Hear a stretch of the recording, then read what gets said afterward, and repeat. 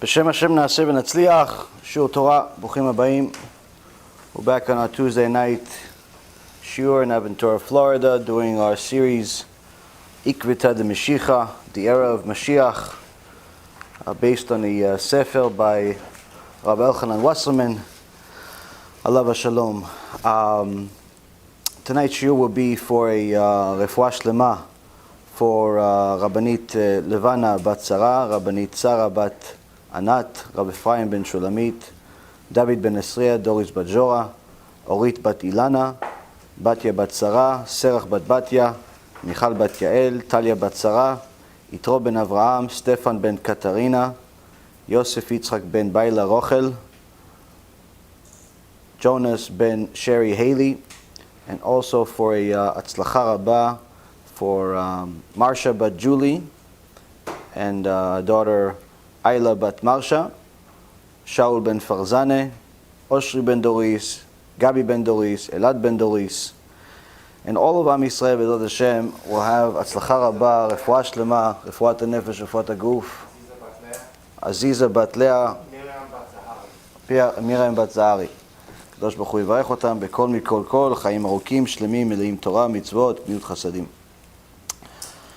So, we continue with the series that's Baruch Hashem enlightening us for the last several months about what to expect before Mashiach arrives.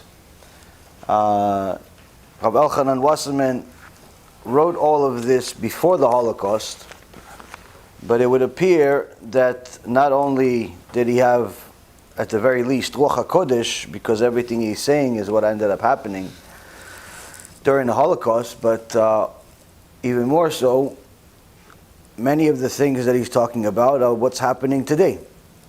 Now, many times, people that have not learned Torah and want to find an excuse not to follow it, so when they say, listen, how do you know the Torah is real? How do you know the Torah is from God? I said, because first and foremost, Torah doesn't have any mistakes. It doesn't have any mistakes. It's like, yeah, but this doesn't make sense to me. Just because it doesn't make sense to you doesn't mean it's a mistake. It means you don't know enough. But even more so, the Torah has prophecy, meaning the Torah tells you things that will happen in the future. And they say, oh, well, give me an example. So, well, you look at next week's parasha, Parashat Ki Tavo, you'll see how HaKadosh Baruch Hu describes in detail everything that happened in the Holocaust. Everything that happened to Am Yisrael over the last couple of thousand years. All the trials, tribulations, tortures, massacres, Holocaust, inquisitions, pogroms, blood libels. Everything is in that parasha.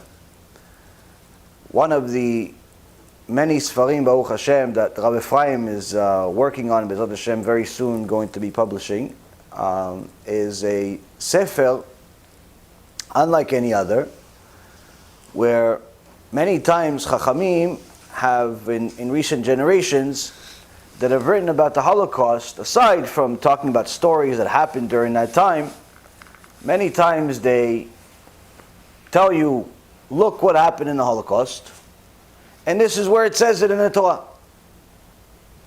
This is what happened in the Holocaust, and this is what happened, it's mentioned in the Torah.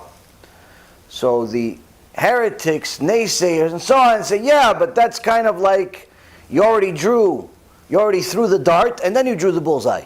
Why? Because it already happened, so then you're finding a place in the Torah that matches it. Even though the Torah was already written 3,300 years ago, don't let the facts get in the way of heresy. But what Rabbi Chaim is doing is, instead of doing the traditional way of look what happened throughout history, and then see what the Torah has to say about it, he's doing it reverse. Look at what the Torah said, and let's see if it happened in the Holocaust. And Pele Plaim, wonders among wonders. You see that the harsh, horrific, horrendous prophecies to the lightest detail, to the smallest detail, every single one of them that was promised happened. whether it be diseases or all types of other tortures Hashem Yishmol that Am Yisrael went through.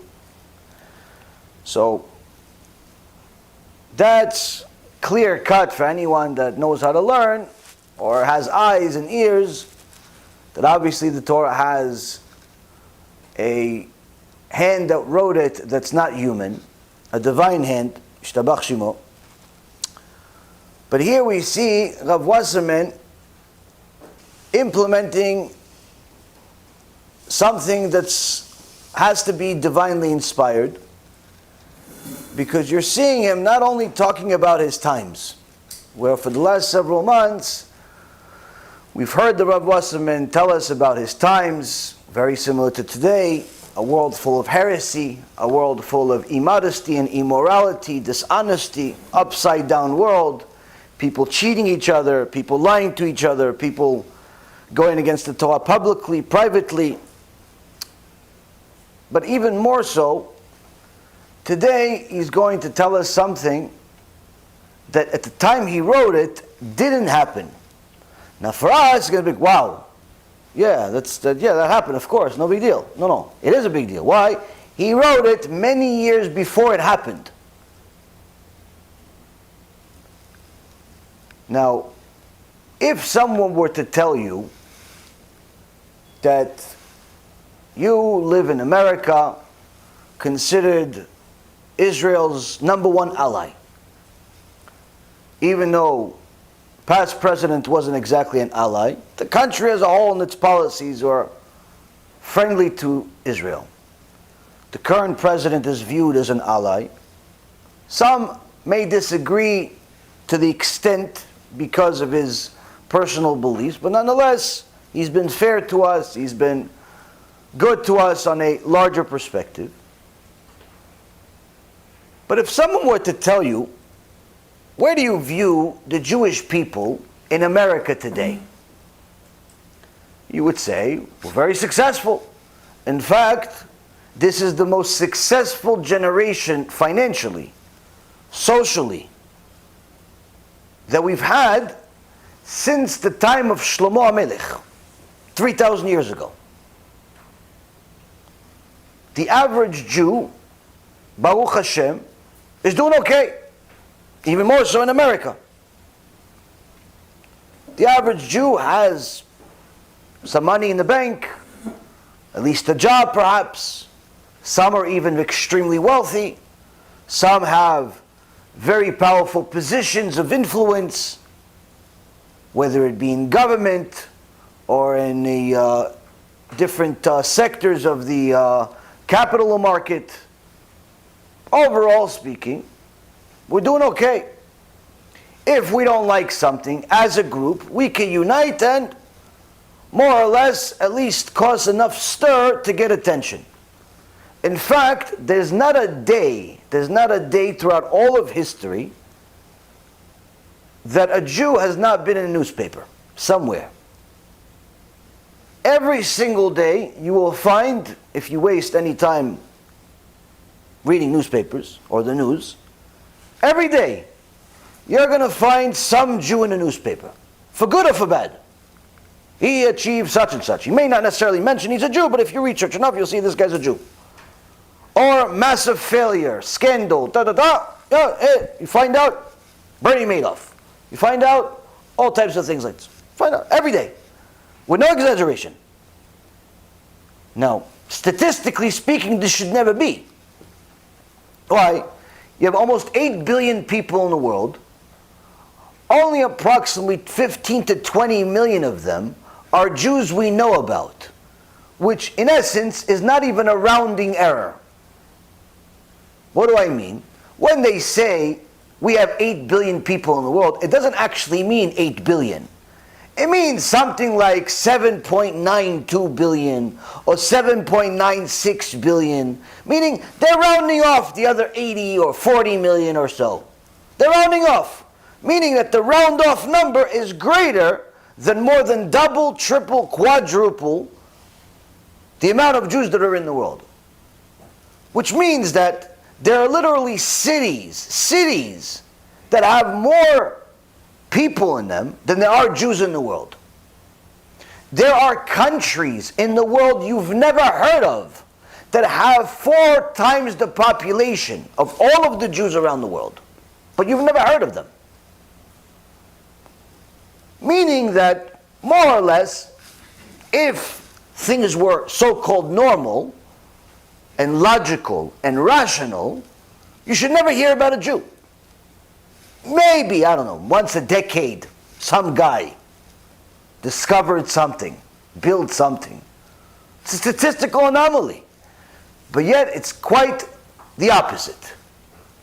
Every single day, you will find one of us in the news many times, many more than one. So, overall speaking, we see the divine hand that sees the chosen people in different places, even if it doesn't make sense to us that we even belong here. We see that the financial or the economic, the social, the political control and influence of certain among us is beyond the norm throughout all of history. Whether you're talking about 500 years ago, right before the Spanish Inquisition, or you're talking about during the English times where there was a decent population of Jews there 900 years ago, before Mervis, or you're talking about recent history like Germany, pre-World War II, pre-World War I.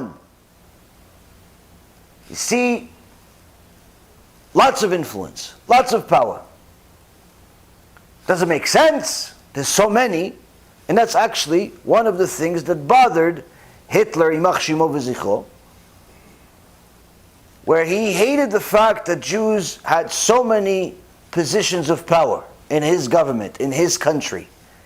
Even in the music industry, they were despised. Where one of the famous German musicians of the time wrote a letter to a famous Jewish musician, who wasn't exactly religious, but nonetheless doesn't really make a difference. If you're an anti-Semite, you hate all of us alike. And he writes to him that, why do you pretend to be German?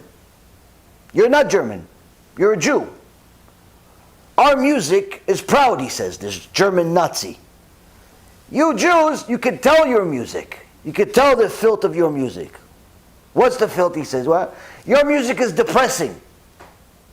We Germans are proud people. You guys have a conscience. You guys are depressed. Stop pretending to be German. You're never going to be. Meaning that, in reality, this letter should have never happened. Why? There shouldn't really be a Jew in such stature in the music world, that's not exactly huge to begin with, especially during that time, that has the attention of the leading musician of his time. Happens to be an anti-Semite, Ymach Shemo. Shouldn't be. Same thing today. Every single day, there's different organizations, very profitable non-profit organizations that publicize another tweet that some idiot made about how he is pro this and against Jews. Hitler should have done this to you. And it's always some celebrity, whether it's some moron that's been on television for 20 years or some guy that gets paid $20 million for throwing a ball or whatever it is. Somebody's always there making headlines. What? Being anti-Semitic. You ask yourself, why do you care about this small little population? There's 8 billion people in the world. Why don't you go bother with like the people in Bangladesh? Maybe you don't like their color.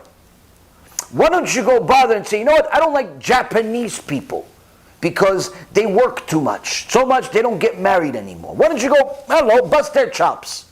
Why don't you go to the people in Algeria? Maybe go bother them. Maybe you don't like their food. Why don't you write a tweet or write some type of a newspaper article about, let's say, the people in Tibet. Go write something about them. Maybe, I don't know, maybe you don't like their sunscreen. What do you care about these few people? How many of you met in your life, Bichlal? How many are you friends with? How many of you had coffee with? How many of you had a discussion with? Why do they bother you so much? I mean, there's 8 billion people. They're not even 1% of the total population in the world. What do you care about them? But no, throughout all of history, you can see that the amount of influence and what we call social interruption that the Jewish people have caused to the world at large is simply staggering. It doesn't make any sense whatsoever that a tiny group that was nearly annihilated a little over 70 years ago, we lost nearly 50% of our population, perhaps more, is going to cause so much ruckus. What do you care about them, Bichlal? But yet, every major civilization, from Assyria, Persia, the Romans, the Greeks, the Turks, the Spaniards, the Nazis, and so on and so forth, have constantly had us in the headlines, constantly bothered by our existence. And the best part about it is that the ones that are bothered the most by us are the biggest, greatest civilizations. It's not like some small country like in Mongolia. A bunch of guys on horses still living in a third world country, but they have enough money from the copper that Ivan Homines found 25 years ago, so they're still eating. No. You guys probably never heard any of this stuff I just said to you. I only know because I was in the stock market for 20 years. If I wasn't, I wouldn't know it either. But no, the Mongolians don't care. The people from Tibet don't care. In fact, only the biggest, strongest, most dangerous societies, populations, civilizations, whatever you want to call them, empires, if you will, always cared enough about us to the point where they simply could not coexist. And yet, Ishtabach Shimo La'ad, HaKadosh Baruch Hu demolished each and every single one of them, one after another, and we are still here. Baruch Hashem. But that doesn't mean it didn't come with blood. That doesn't mean that we didn't get hurt. But we're here, and you don't know any Greeks from the Greek Empire. The Greeks of today are nothing. They're not related to the Greeks of 2,000 years ago. The only thing is similar between the Greeks of today and the Greeks of 2,000 years ago is the word Greek. It's like sometimes you go to a kosher restaurant, but the only thing that's kosher is the sign. The food's not kosher, but the sign's kosher, for sure. Sign, cardboard, you can eat it if you want. Just, you don't have to do bracha. Greeks of today have nothing to do with the Greeks of 2,000 years ago. The Romans of today, of 2,000 years ago, have nothing to do with the Italians of today. Nothing. Even though some of them have similar craziness and so on, nothing to do with each other. Nothing. The Spaniards of today, the Spanish of today, nothing to do with 500 years ago. Nothing. I would dare to say, not that they had anything against us as a civilization, if you will, because they were fighting their own struggles, but even the black people of 500 years ago, that everyone, always wants to fight for, Black Life Matters, Black Life doesn't matter, sometimes yes, sometimes no, as long as he's P. Diddy, he matters, if he's not P. Diddy, we don't really care, that type of craziness that's in the world today. Generally speaking, you look at throughout history, no real connection. There's no real connection. Somebody said, no, we were slaves. You were slaves? You had $500 sneakers. What slaves? You have $500 sneakers. The people you say are your ancestors didn't have shoes. Shoes they didn't have. They weren't allowed to eat sometimes. They were tortured night and day. You connect to 500 years ago with your $500 sneakers? What'd you do today to commemorate 400 years ago's slavery? What'd you do? What, you played basketball? How is that commemorating? No, Black Lives Matter. Why? Why does it matter more than white? If you're already going to play the card, play it right. Know your history. Why are you connected? What are you fighting for? Truth matter. Most people have no idea what they're even fighting for, but they just want to fight. They want to destroy society. They want to destroy drugstores. They want to destroy banks. Destroy anything, but in the process take a few things. Right? It's an excuse is to destroy, but in reality, put a couple of things in my living room. No connection. back to our topic. We have a small people that's tiny, statistically inconsequential, yet is bothered by the greatest civilizations throughout all of history. Does not make any sense whatsoever. We survived. Kadosh Baruch Hu removed these evil people, evil civilizations and empires from the world. Now we're at it again. We are in America. We are in North America, where here is the greatest number of Jewish people that live in the world outside of Eretz Yisrael. And the numbers in Eretz Yisrael only passed North America recently. There's, Baruch Hashem, some Jews in Australia, some in England, some in every corner in the world.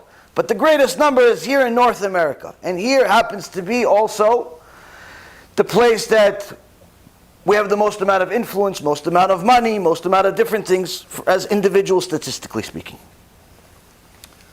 Most amount of people running major Fortune 500 companies, most amount of people in government offices, most amount of people in positions of power of all kinds.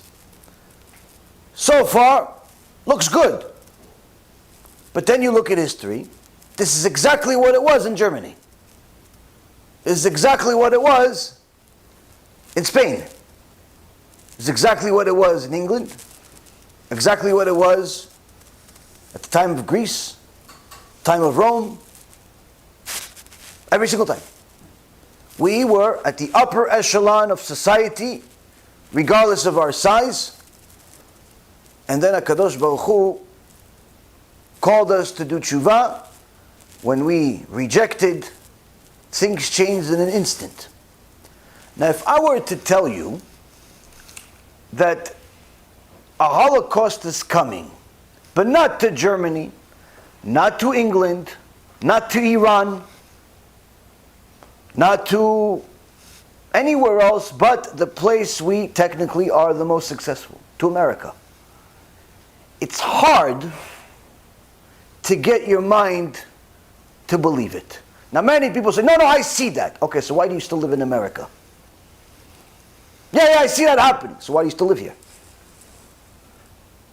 There's a doubt in you. Or perhaps you have some supporting arguments to stay.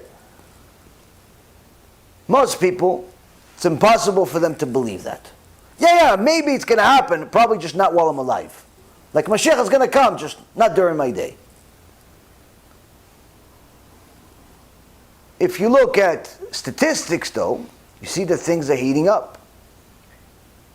Anti-Semitism in America has surpassed any other time in history, where over 50% of Americans, which that means close to 200 million people, admit to be anti-Semitic. Now that doesn't mean that the other 50% are not anti-Semitic. It just means that 50% or a little over that admit that they are. You know, sometimes people, they hate you in secret. But once somebody jumps you, then they're gonna, I hated him always. What happened? Why'd you hate him? What a friend. Statistics speak. You see, there are more people in government positions today that are openly anti-Semitic than any other time. These women that continue to get more and more power despite how many vulgar statements they make. And even Jewish people are anti-Semitic.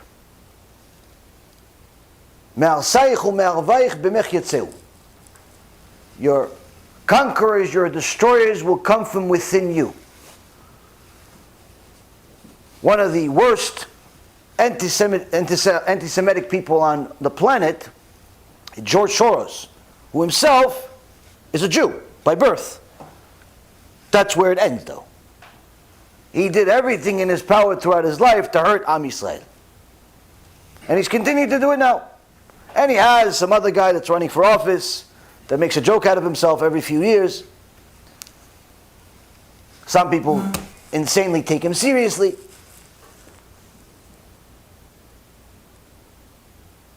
The question is, how is it that an America can turn into a Nazi Germany in one day? Now, we don't really need to answer that. All we need to know is how it happened already. And that will give us an indication of how it can happen, and unfortunately, how some even say how it will happen. Because that's the prophecy. Just like all of the other prophecies we have in the Torah that have been fulfilled one after another, 50 or 60 years ago, very few prophecies about the end of times and the times of Mashiach were fulfilled. Today, nearly all of the prophecies have been fulfilled, including things that haven't happened for 2,000 years, like the red cow. We now have multiple red cows. 2,000 years we're trying to find a red cow. Nothing. We already have a few. One is in Yerushalayim, another one is in a hidden location. And then there's some breeders that are literally trying to grow a whole slew of red cows. They found a way to do it, breeding and so on. I wouldn't be surprised if they're successful in breeding another few hundred of them. None of them are going to be kosher 100% because we're really only going to have one more, but nonetheless, you see that the prophecy is there, you see that things are happening, they're unusual. So, what exactly happened throughout all of those other years? Now, so far Rav Wasserman has told us in the last several months that it all starts with us distancing ourselves from Hashem, us driving on Shabbat. No, but Rabbi, I'm only driving to shul on Shabbat. Okay, so in Gaon, they also have shul over there, you drive on Shabbat too. Who told you you're allowed to drive on Shabbat? To Bikneset, to anywhere. The only place you're allowed to drive on Shabbat to is the hospital, because you're trying to save a life.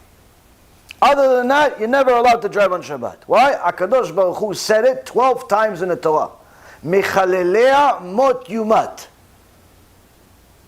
Someone who violates Shabbat, death upon death. Chachamim say, how could somebody die twice? He says he dies, number one, it's a death penalty in this world where a person could have his life shortened. Instead of living to 120, maybe only 20, maybe only 30, maybe only 40. My cousin, beautiful kid, nice kid. His father has $100 million or more. He died at 23, the poor kid. Perfectly healthy. Just fell off of his scooter. One time hurt his head, went to the hospital, they checked, they said everything is good, go back home to your mansion. He went back home, he went to sleep, he didn't wake up. 23 years old, little baby. What is that? That's karet. Kadosh Baruch Hu takes a person early. You look at statistics from the US government, they did a study something like 3 or 4 years ago about the death rate in America, who dies when, how, who, what. You'll see that the vast majority of people do not reach an old age, 70, 80, 90 years old. Vast majority of people, unfortunately, are dying younger and younger in recent years. Now, people die from what? Most people that die, they don't die like the movies where they go to sleep, oh, I love you, okay. Doesn't work that way. How do people die? Car crashes, plane crashes, disease, all types of viruses, all types of horrible things. Mita meshuna, strange death, unusual death. What's that? That's death penalty from Shamayim. Car accident, death penalty from Shamayim. Fell off a building, death penalty from Shamayim. I have a dear friend, Alav Shalom. One day he's coming back from Bet Knesset, Motzei Shabbat. Storm starts, nothing big deal, storm happens. All of a sudden, lightning strikes, hits the tree, The tree falls on him and his friend, both of them die on the spot. I don't think I ever cried more than in his funeral. Peaches of a guy, mamash tzaddik. But HaKadosh Baruch Hu decided this is his time. Why? I'll ask HaKadosh Baruch Hu when I get to B'ezrat Hashem. After 120 or after I finish my mission. The point being is that most people don't die this, fairy tale type of death. They die, unfortunately, horrible things. I know personally at least 36 or more people that I know that I grew up with that are no longer in this world. Either from the neighborhood or from different work or different business and things like that. I know a lot of people that died, unfortunately. Older you get, the more people you know that die. Different reasons. Sometimes drugs, sometimes gangs, sometimes accidents, sometimes cancer, and so on and so forth. What is that? Accidents? No, there's no accidents in Shemayim. Kadosh Baruch Hu says, mot yumat. Death penalty. Person that drives on Shabbat, doesn't matter where he's going, unless it's the hospital to save somebody's life. Kadosh Baruch Hu says, you're living on borrowed time. Every day that you're alive is a miracle. You should say Yishtabach Shemo. Why? You were supposed to already die last week, and the week before, and the week before, and the week before, and the week before. Why are you still alive? Kadosh Baruch Hu has mercy on you, and He's giving you more time. But He doesn't promise you tomorrow, though. I faced death a few times. It's not a fun thing, I promise you. You look death in the face, it doesn't look so good. But unfortunately, people play with their life all the time. Why? They don't think Hashem is serious. Even though Hashem says, I'm very serious. Now, throughout the times that we sin as individuals, HaKadosh Baruch Hu has different time allotted to different individuals. The problem is when we unite in our sins, we start building communities of sins. HaKadosh Baruch Hu reacts differently.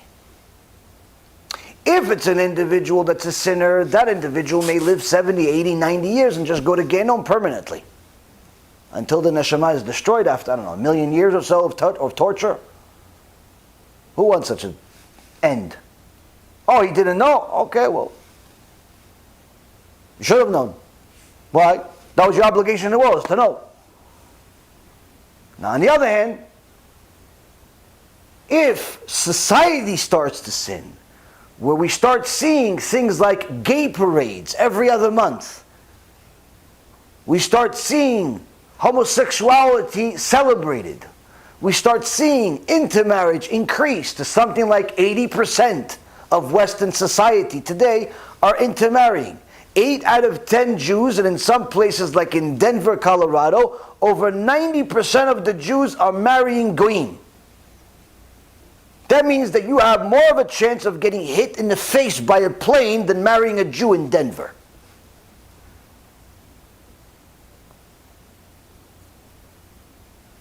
When that happens, we start building a reformed community, a secular community, an atheist community. I'm going to do whatever I want community. HaKadosh Baruch Hu does not react with the same level of patience. Why? Because once that patience runs out with an individual, He gives them tests, take a little bit of money, cause some marriage issues. Maybe the partner wants to sue you. All of a sudden, who's this? IRS. What do you want? Oh, we're looking for you. All of a sudden he's got problems he's never heard of. Kadosh Baruch Hu sends signs to individuals.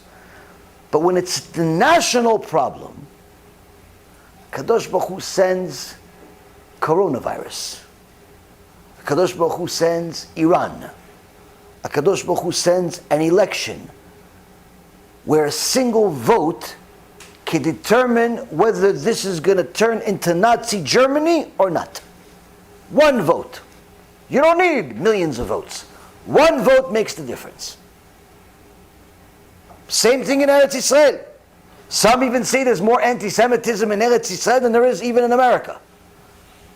The lefty liberals in Eretz Yisrael hate Judaism so much, we wonder, why don't they live in like Bangladesh or something? Why do you live here? Dafka, because I'm here. But you hate Judaism. Why live in a Jewish country? It's not a Jewish country. We're a European country. You're not even in Europe.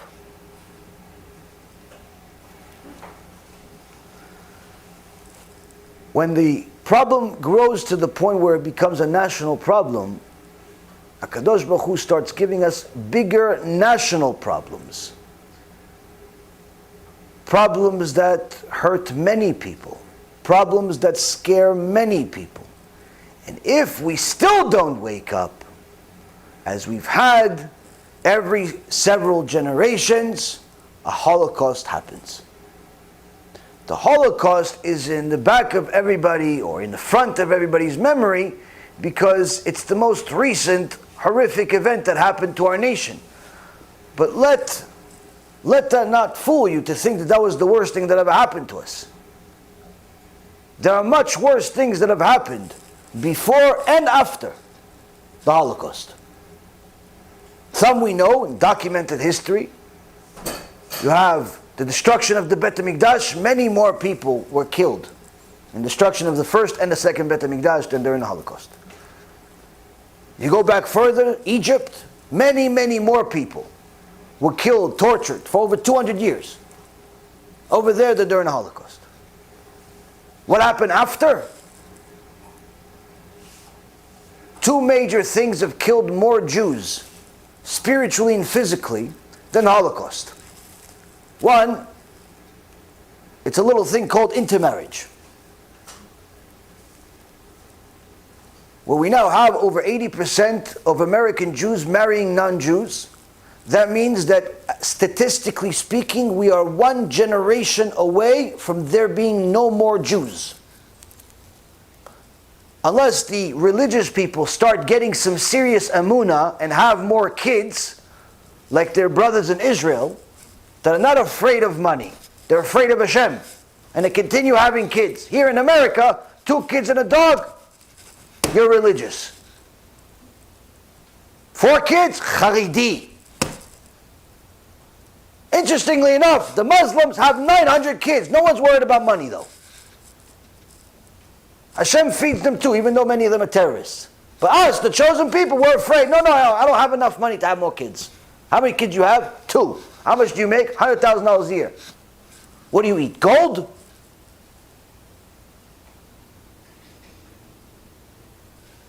No, I'm not ready to get married. How old are you? 35. What are you waiting for? To become a senior citizen? No, I'm not successful yet. I need to make a little bit more money before I get married. Oh, okay, so by the time you become successful, you become a senior citizen. Okay, so you could probably meet your wife at the Bet Avot, the house for the elderly. You know, the people put you there. They'll change your diaper, they'll find your shidduch, everything. Same time, same price. Why? Oh, I don't have any money. Who said you need money to get married? You need the opposite gender. That's it. A little bit of emunah. And even without that, you can still make it. Why? You'll find the emunah after you get married. Problem is, Rabotai, we're not having enough kids. Many of the liberal-minded are scared to have more kids because they want their house to stay clean. They want their bank accounts to grow. And they don't want to be socially unacceptable, according to society. So that means that the intermarriage happening in the secular world, and unfortunately even in the religious world, is hurting us even more than it ever had in the past. Because at least in past generations, we had many kids. Today we're having less. Meaning that statistically speaking, if things don't change radically, we're one generation away from not having any more Jews. That's one problem. Over the last 70 plus years, you could easily say that several million people have been lost to intermarriage, because that means that if a Jewish guy marries a non-Jewish woman, that's it. His Judaism is over. All of his kids are goyim. No, but they're really nice kids. Okay, so they're really nice goyim. Oh, maybe they're going to convert in the future. Maybe they will, maybe they won't. Either way, they're not his kids. Why? Halachically speaking, once a person converts, their parents are not their parents. Even more so, a Jewish guy that has non-Jewish kids, they're not considered his kids. Now, you still have to abide by the law, pay child support and things of that nature, but nonetheless, spiritually speaking, not your kids. So much so that if somebody converts to Judaism, a guy converts to Judaism, and he wants to go on vacation with his daughter, who's 20 years old. Why? Because he raised her, you should change her diapers. Guess what? Isur Torah. Not allowed. Why? She's not your daughter. Not allowed to be with her in a closed room. She's just some strange woman. No, what do you mean I changed her diaper? Whenever you're with her, it has to be public, and you have to think about these things. Why? That's what halacha is. It's tough. It's a very tough test for people. Why? Hurt your heart. A woman that's Jewish has kids with a non-Jewish guy. The kids are Jewish. Are they going to grow up to stay Jewish? Most likely not. Why? Their HaBa is not Jewish. Why should they be Jewish? Which means that whether it's the father that ends his Judaism by marrying a non-Jew, ends it right there and then, or it's the mother that the Judaism is simply going to end with her kids. So 1 or 2 generations finished. That we've already lost millions of Jews. Even more so, something that people don't think too much about, called abortion. Because of the increase in promiscuity, immorality, adultery and the like, the amount of babies that are murdered in cold blood just because you can't see them has increased to the millions. Between the two, Rabotai Karim, I would estimate that somewhere in the neighborhood of 50 million Jews have been lost over the last 70 years, if not more. If not more. How many Jews do we have in the world? Approximately 20 we know of. How many did we lose? 2.5 times that. When we do such things and the problems of secularism, the problems of atheism, the problems of I don't careism become a national problem, the solution also becomes a national solution. So this, so far, is the introduction of what Rav Wasserman has told us over the last several months, that when we sin big, bad things happen. Now he continues, bringing a verse from the prophet Jeremiah that we finished off with last week, chapter 2, verse 19. The sin shall punish you. Where our obsession with wanting to be like the Goyim, dress like them, act like them, think like them, be like them. Oh, you coming to Shul Torah? No, I'm going to a basketball game. Are you Greek? No, Jewish. So why are you going to a basketball game? Because I want to go to a basketball game. But you're a Jew. You're supposed to go to Shul Torah. Greeks go to basketball games. Why? That's where it started, Sparta. What do you think, the stadiums came from America? A couple of thousand years ago, they also had basketball games. Difference was different ball. Lions usually. People, many times Jews, lion would eat them. A bunch of people say, yay! Jews go to Shul Torah. What happens then? Kadosh Baruch Hu says, the sin will punish you. Those same people you admired the Romans tried to kill you. Later on you admired the Greeks tried to kill you. You admired the Spaniards tried to kill you. The Nazis, the Germans, many Jews publicly stated, Berlin is our Jerusalem. They're proud of it. Berlin is our Jerusalem, they would say. Proudly. Do I need to say what happened? Berlin became Holocaust. Berlin became Gaon. The sin shall punish you. And then Rav Wasserman continues and he says, the prophets warned us that a disaster would come upon Israel, the likes of which had not happened since becoming a nation. He is now talking about the future. He's not talking about things that happened. This is a few years before the Holocaust. He's telling us, the prophets told us, something horrible is going to happen that has never happened since the time we became a people. The Gaon Vilna writes in a Sefer called Shleima, chapter 11, section number 5. The sufferings of the exile are likened in scriptural verses to the pains of pregnancy of a woman. The era of Mashiach sufferings are likened to the birth pangs themselves.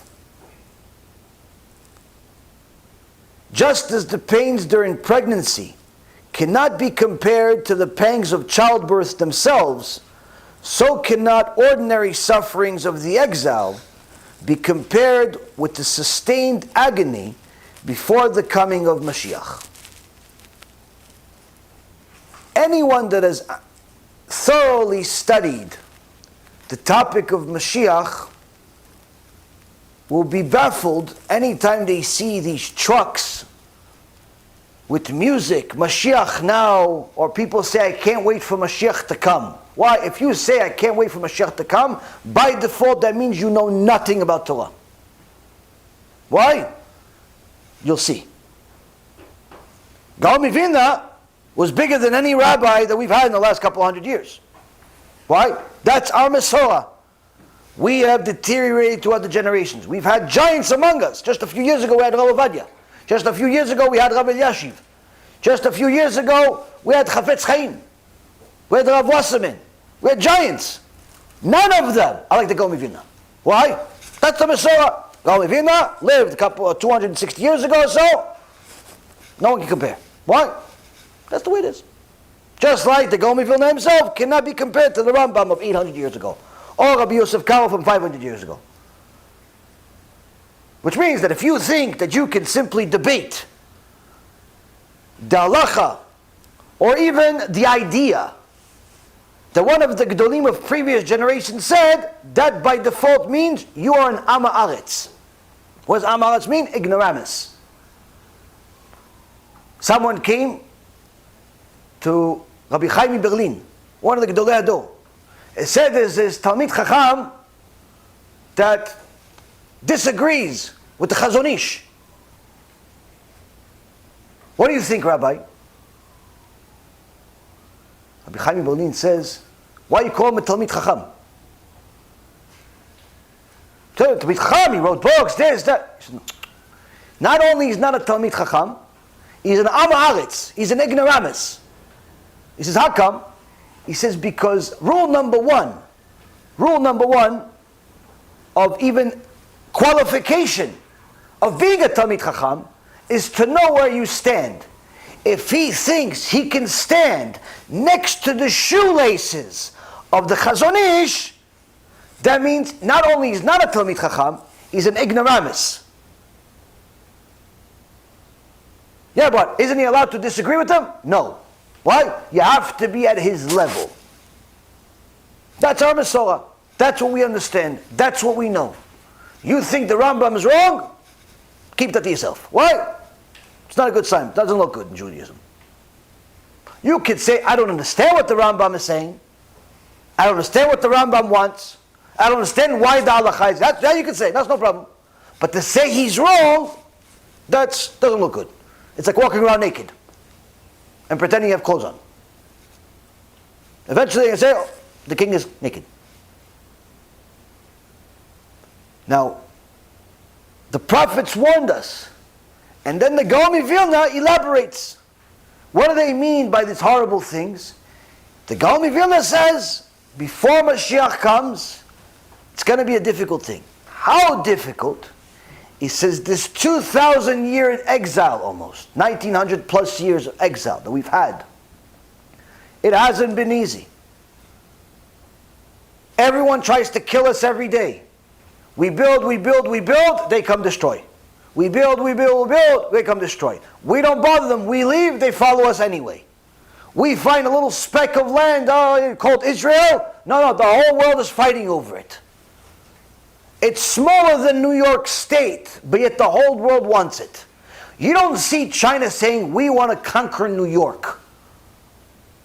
You don't see Iran say, you know what, next year we're going to go to Montana. For some reason, the whole world is fighting over this little speck of land where unless you know where it is, you will not find it on the map. That's how small it is. You can go from one coast to the other in a matter of hours. And back, same day, a few times, if you really want to. And you have nothing to do with your life. Remember, at least listen to some Torah. But yet, everybody's fighting over it. So the exile has been horrible. Not just in the last 7 years. The last 2,000 years. And the Gaon of Vilna says, this horrible exile is compared to the pains of pregnancy. Anyone that has had the merit to bring children to the world knows that pregnancy is not fun, even if you're not the woman.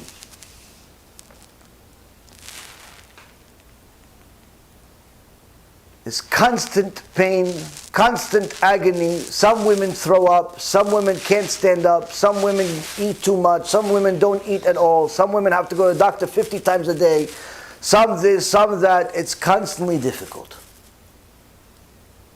It's not easy. Seems that some women have it easier than others, some women have it tougher than others. I've met women that already were having their 10th pregnancy, and it looked like they just took something out of their pocket. Nothing happened. Easy pregnancy, ishtabach shimo. Like mamash, a chicken laying an egg. 10th pregnancy, 11th pregnancy. Like nothing happened. And then I see women on the first month, they're already dying. I don't know how I'm going to make it. What happened?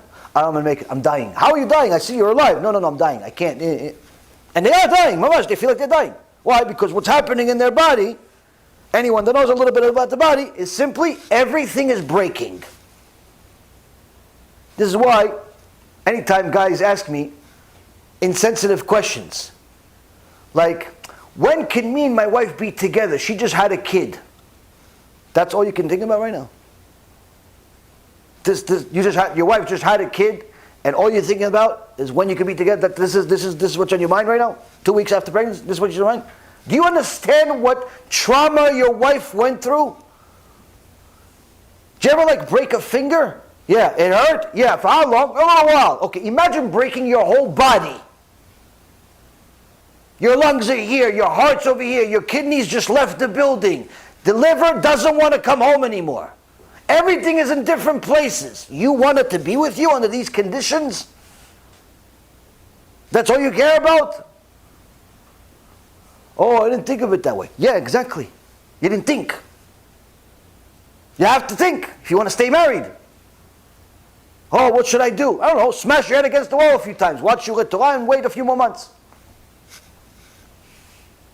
Understand, the woman went through trauma. It's hard. But if you're insensitive, it's going to be only hard for her, not for you. The problem is, Rabotai, is that we're constantly looking at our own perspective. We have to look at the other perspective. Pregnancy is the furthest thing from being easy. But the Gaon Vilna says, despite the difficulty, even if she has one of these nightmare pregnancies where until the kid's born, you simply want to kill him. Why? Get out of my body. You're causing me to throw up nonstop. You're causing me to feel like I'm dying every day. Out, out. The second he's out of the body, the second she's out of the body, oh, Pookie, Juki, I love you so much. 2 seconds ago you wanted to kill him. Yeah, when he was inside. Now he's out, I love him. Now he's outside, I'm never going to sleep, now I'm never going to eat. My whole life is going to be about him or her. It's unbelievable. That's why, by the way, guys cannot get pregnant. We would actually follow through with the promise we made while we were pregnant. Hey, you're the one that did it, now we're going to go one-on-one. I got you now. I've been waiting for you to get out, now I got you. You're not eating for a week. For all the suffering you caused me. Pregnancy is hard. But the Gaon of Vilna says, the moments before delivery is a world apart. Meaning, 9 months of pain and agony and disruption and discomfort and whatever else women go through, combine it all into one little package and then compare it to the last hours, or if you really need a tikkun in life, the last day before delivery, if your delivery is long. Compare that 9 months to that one day. Shem yishmor v'yatzil. That 1 hour is worse than those 9 months. Now, Baruch Hashem, Bechazdei Hashem, not the scared ladies. Kadosh Baruch Hu has mercy on us. Today we have doctors, anesthesiologists, a lot of the stuff. Baruch Hashem, Kadosh Baruch Hu gave us different ways to not kill ourselves. But there was one woman that I know, Tzadika. She had several kids already. But she wanted to try something out. She said, listen, I already had a few kids. I know how it is.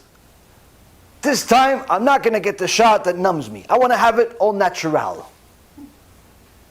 I want to have a baby naturally. Why? Like her, like Sarah Imenu. Like Yocheved. Like Chana. They didn't have shots, anesthesia. No, I have that stuff. Yeah, screaming, eventually baby comes out. He's Ann, you're not Ann anymore. Baruch Hashem, right? She says, I want to be like Sarah Imenu. I want to be like them. No problem. Within a couple of hours of the birth pangs, give me the shot. Why? She told her husband, who told me, she said, when I actually felt what it feels like without the shot, if I had a knife in my hand, I would slit my wrist. I could not deal with it. Now, Baruch Hashem, another gift that HaKadosh Baruch Hu gave us is forgetfulness. The second the baby is born, you forget about the pain you went through. And you're willing to give another baby. Bring another baby. This is why, by the way, Gemara says, a woman that has a baby has to bring a korban. Why does she have to bring a korban? Because of all of the promises she made while she was pregnant, and especially during the delivery. I'm never having another kid. Says, now you want to have another kid. You lied. Okay, you have to bring korban. Which lady? Every one of them. That's how difficult it is. But the point is, Rabotai Yekarim, is that the Gaon of Vilna is saying that the exile of 2,000 years is going to be like the pains of pregnancy. 9 months of pregnancy. But the era of Mashiach, the moments before Mashiach comes, that will be like the birth pangs themselves. Meaning, whatever agony we've had in nearly 2,000 years, if you put it all in a little box and you compare it to the few moments before Mashiach comes, nothing. Which begs the question of why do people run around the street saying Mashiach now? Have you ever read the Gemara? Have you ever read the prophets? Did you look at Zechariah chapter 14 of how he gives us a detail of what the end of the days will look like? Where a nuclear and biological war is already described over 3,000 years ago. 2/3 of the world die. Why are you so excited? You're tzaddik? Okay, let's say you're a tzaddik. Let's see what other tzaddikim before you, which like we said, are bigger than you. What did they say? The Gemara, Masechet Sanhedrin, page 98b. Well, first on 98a, the Gemara says that the Mashiach is not going to come until certain things happen, different prophecies. One thing that I've told you many times is that Ad shiyu kol ha'sharim kulam shkulin. The Mashiach is not going to come until prices are equal, meaning money will become worthless. The apple and the house are going to be the same price. Want a house? Yeah, give me an apple. You want a car? Give me a pencil. Yeah, but I worked 20 years to build a building. Okay, I'll give you an orange. Orange, 30-story building. Which one do you want? Next. Rabbi Chaim Berlin says, En ben David ba, ad shtichle malchut hazala mi-Yisrael. The son of David, the Mashiach, will not come until the petty government has ceased from Israel. This heretical government that says they have Bibi Netanyahu's Shiurei Torah, Tanakh Shiur, every Tuesday, but he drives on Shabbat though. Or his competitors that outright say their first thing that they will do once they come into office is fight against the yeshivot.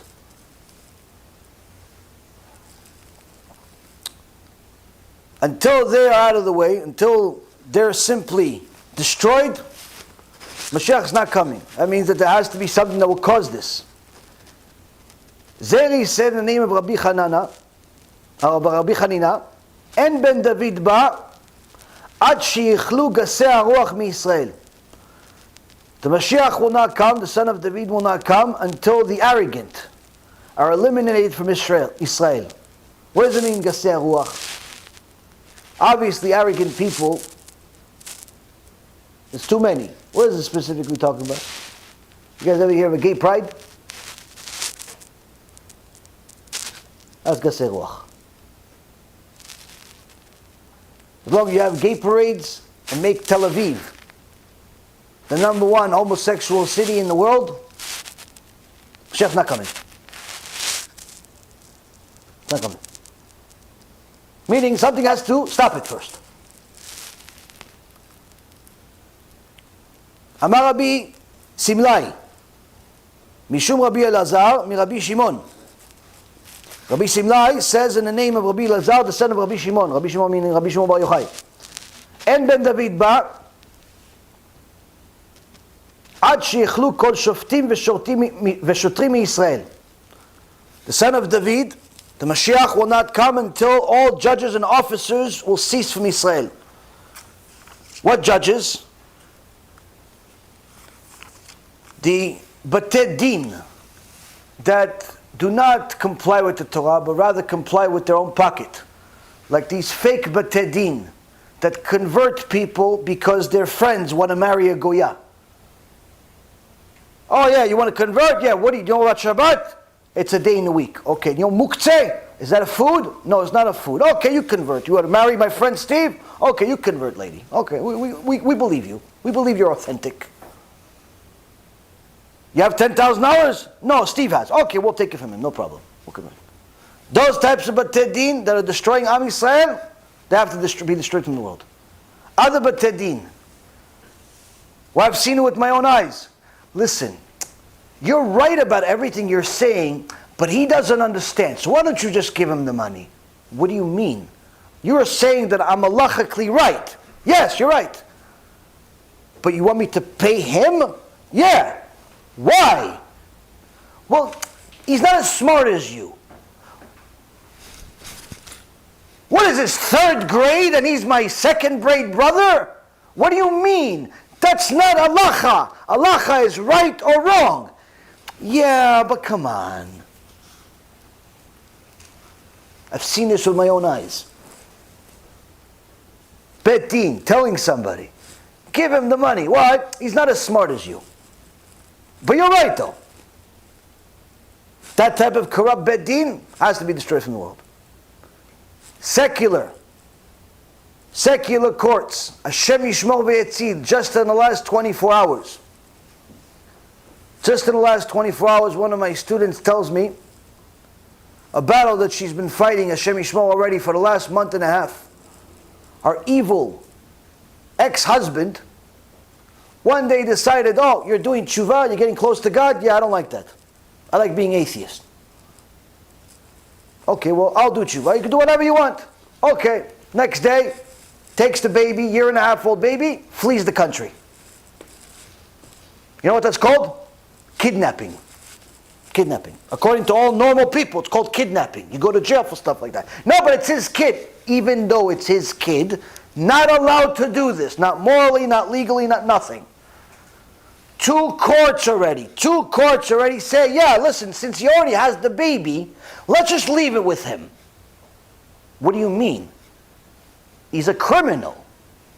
He kidnapped the kid. Even if they got an amicable divorce, there would still be a custody issue.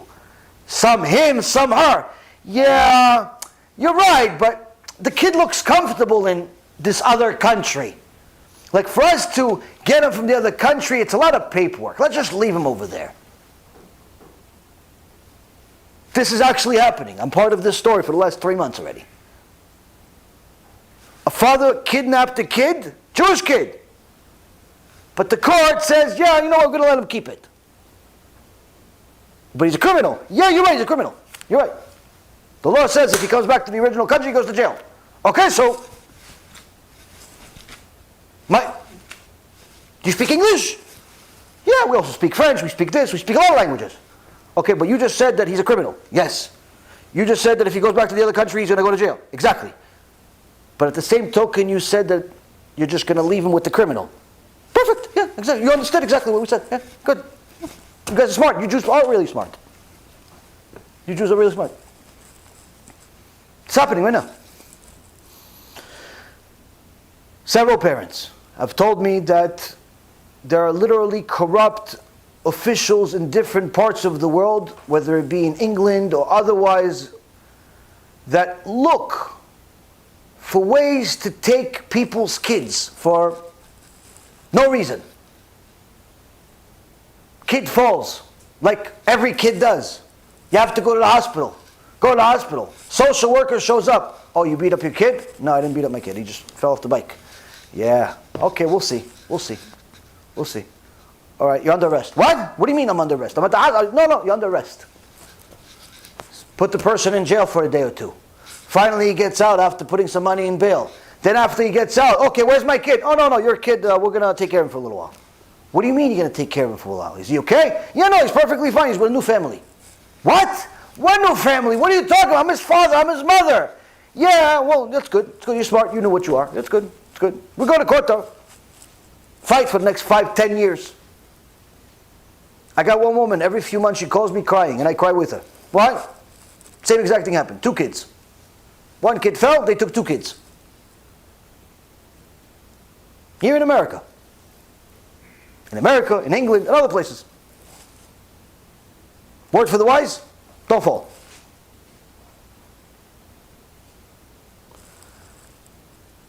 Corrupt officials are everywhere. Of course, everything is in the hands of Hashem, but Gemara says until this corruption ends, Mashiach's not coming. Now all of us know this corruption is going to continue. All of us know that the Greek prides are going to continue. All of us know that the heresy is going to continue. So what does that mean?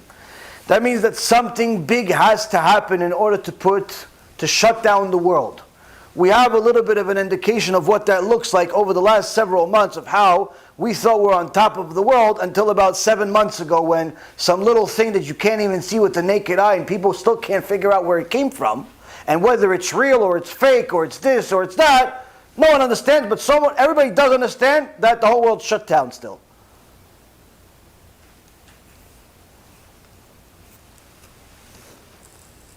Amar Rav, Gemara Masechet Sanhedrin, page 98b. En ben David ba ad shetitpashet hamalchut al Yisrael 9 chodashim. The son of David will not come until the kingdom has extended its domination over Israel for 9 months.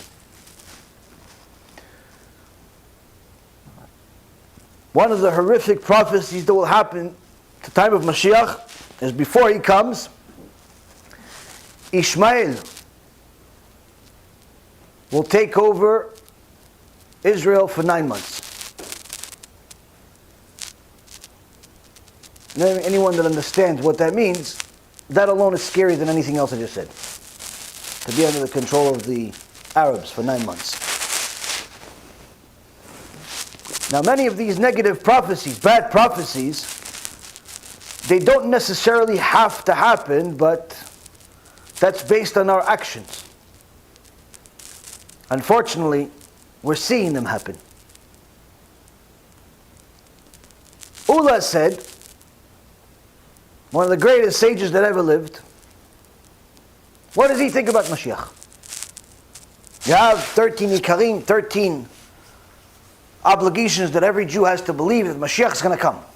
If you don't believe Mashiach is going to come at any given day, that can make you a heretic. But do you have to want him to come? Like some people dance in the street, Mashiach now, I can't wait for Mashiach to come. Why do you want Mashiach to come? Oh, I have so much debt. Oh.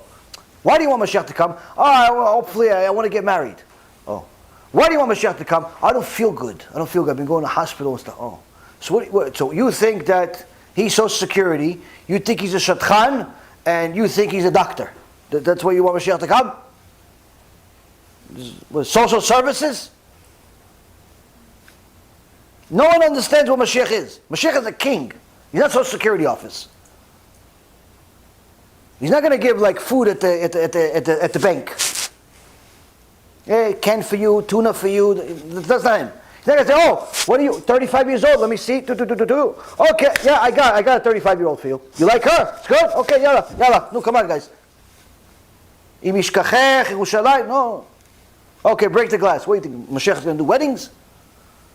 People want the Mashiach to come for their own personal issues. It has nothing to do with Mashiach. They think he's going to solve their problems.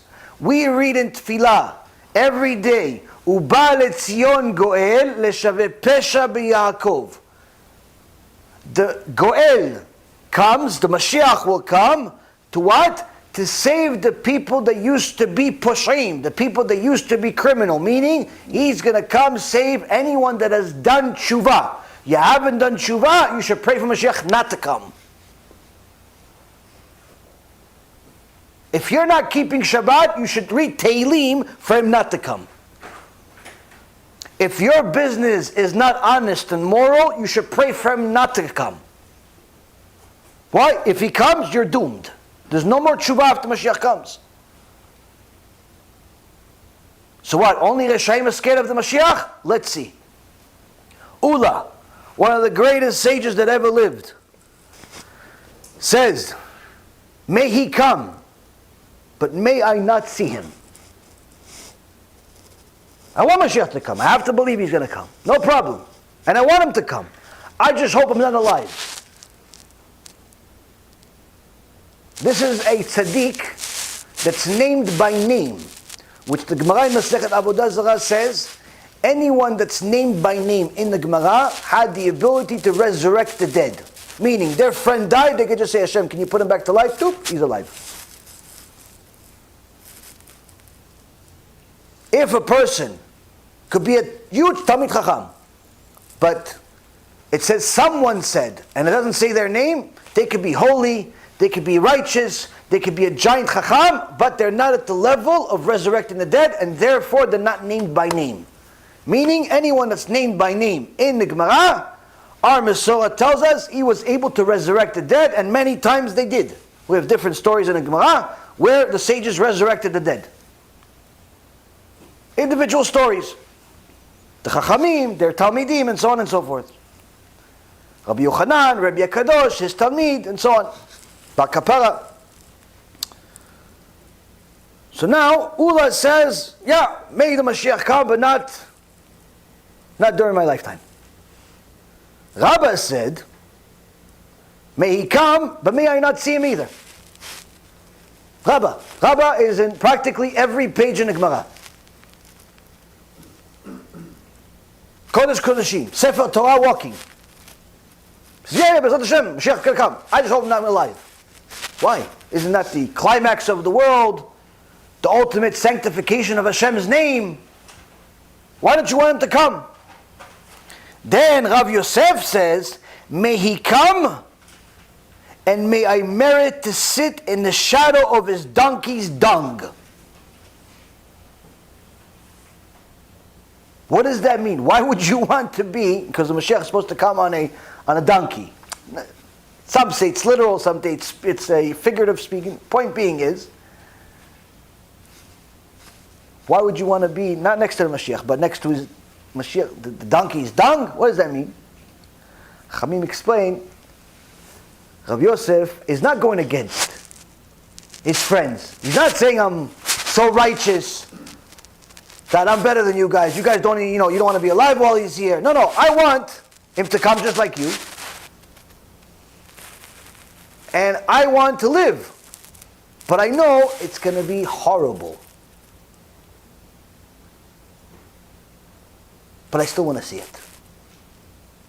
Not disagreeing with you guys. You're right. It's going to be horrible before he comes. But I still want to have the merit. I want to know I have the merit to see him. Yeah, but that means that you're going to experience horrific things. What could I do? I need to do it. I need to see it. It's worth it. It's worth it.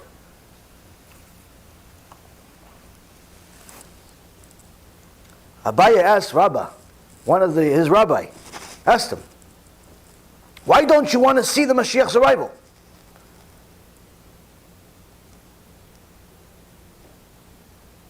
He says, because of the Chavle Mashiach, because of the suffering that will happen before the Mashiach comes.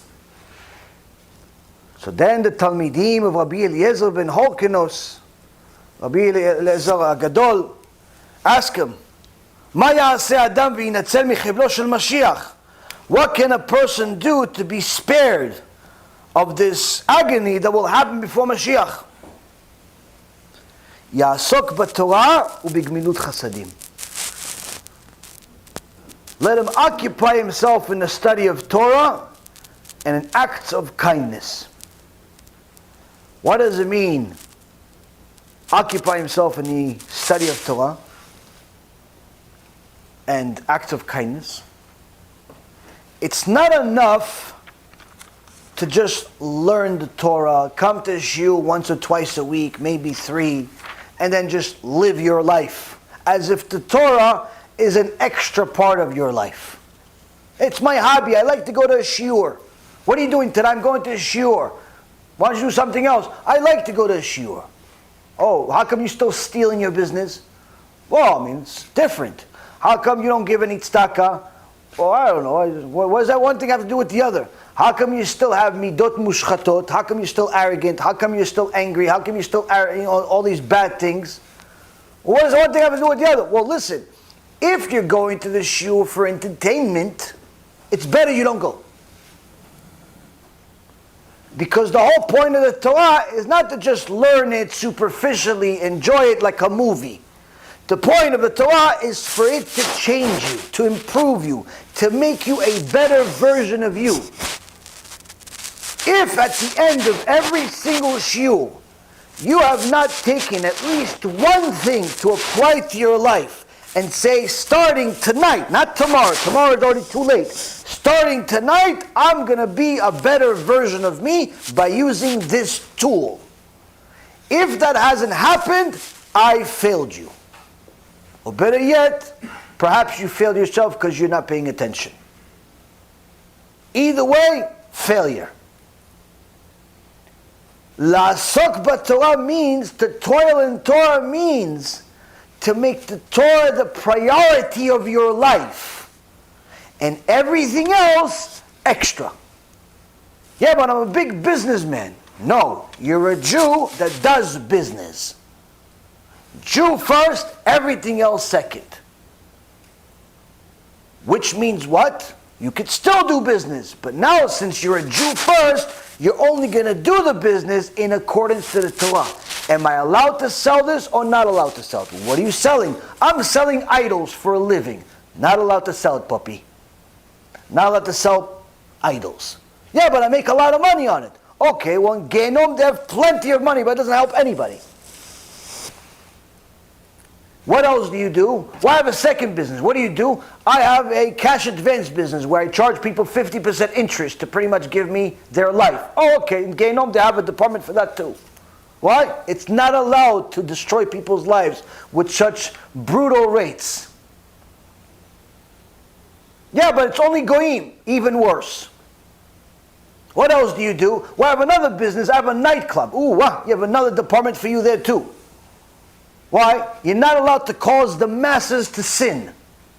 What, is your blood redder than theirs? You think you're going to go to Gan Eden because you used the club's money to give tzedakah, but all these people that attended your club and got drunk and did drugs and made all types of sex crimes, they're all going to go to Genom, you're going to go to Gan Eden? Yeah, in your dreams.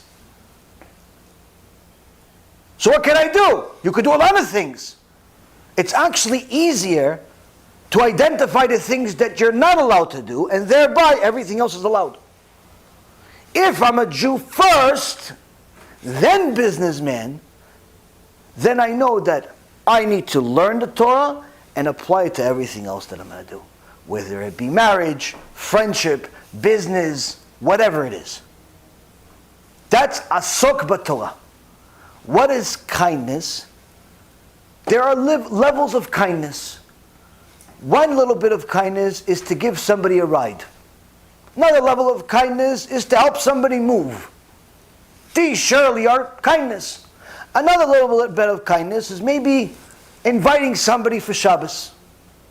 Maybe he doesn't have any place to go. Maybe he does, but he wants to have some company. That's also kindness. Sometimes kindness is simply giving somebody some money. Oh, I don't have any money to pay the rent. I don't know what I'm going to do. Oh, you don't need to ask. Here you go. How much you need? 2,000? Here you go. Don't wait for people to ask. You already hear he's struggling. Give him money. That's kindness. It's good. So these are all levels of kindness. But these kindness are nothing in comparison to helping somebody get closer to Hashem. Why? If you give somebody some food, what did you do? You gave him a little bit of life to live today. At best, let's say you bought him a month worth of shopping. Okay, so he's going to live another month thanks to you. If you gave somebody a ride, you help him get to his destination and so on. But all of these things, the effect of them is temporary. Whereas if you gave him a CD to go learn Torah, if you invited him to a shiur, and now he understands that he has to rewire his mind, rewire his life, and change directions. Go towards Hashem instead of towards the bad place. You give him a link you got for free because the internet's free. Only costs you all your taxes, that's it. Now, and privacy. But now you gave it for free. And now he's going to do teshuvah. Now she's going to do teshuvah. Now she's going to walk around with clothes on for the first time in her life. Next time she goes to the zoo, the animals are not going to know who she is. Why? They'll choose one of them. She walked around no clothes on like them. Now she walks around with clothes, they're not going to identify who she is. Shtabach Shemo, what an amazing thing. She could actually enjoy the zoo without being a member. He can enjoy society without being a zoo animal in society, where he yells at anybody that cuts him off and curses their mother as if she's at fault. Where the next time the guy forgets to give him change, he doesn't yell at him and everything that he's about. He just simply says, listen, you forgot. I'm sorry. Next time the homeless guy or a poor person asks him for tzedakah, he already has the money ready in hand and doesn't actually insult the guy for needing money, because the poor guy, what can he do? The Torah has softened them and made them better quality people. And guess what? That free link, that CD, that invitation to shiur, that got them to do it. What did you do? You not only got them to a point where they are now on a one-way road to heaven, but they're also starting to live heaven. There is no greater kindness than that. That's the kindness that Rabbi Eliezer ben Hokenos is talking about. Giving somebody challah is good, but do you really think it's going to save you from the most agonizing pain in the history of mankind, which is going to happen before Mashiach comes? we have to weigh the danger and what's going to protect us. Challah is good, but is it really enough? If Ula, Rabba, Rabbi Eliezer ben Orkanos, and many other tzadikim were terrified, petrified of living to see Mashiach, obviously, Rabotai Karim, it says a lot. And there's nobody in history that knew more than them that lived after them. Even if he was really righteous, even if he had a flock of 1 million Jews that followed him, doesn't make a difference.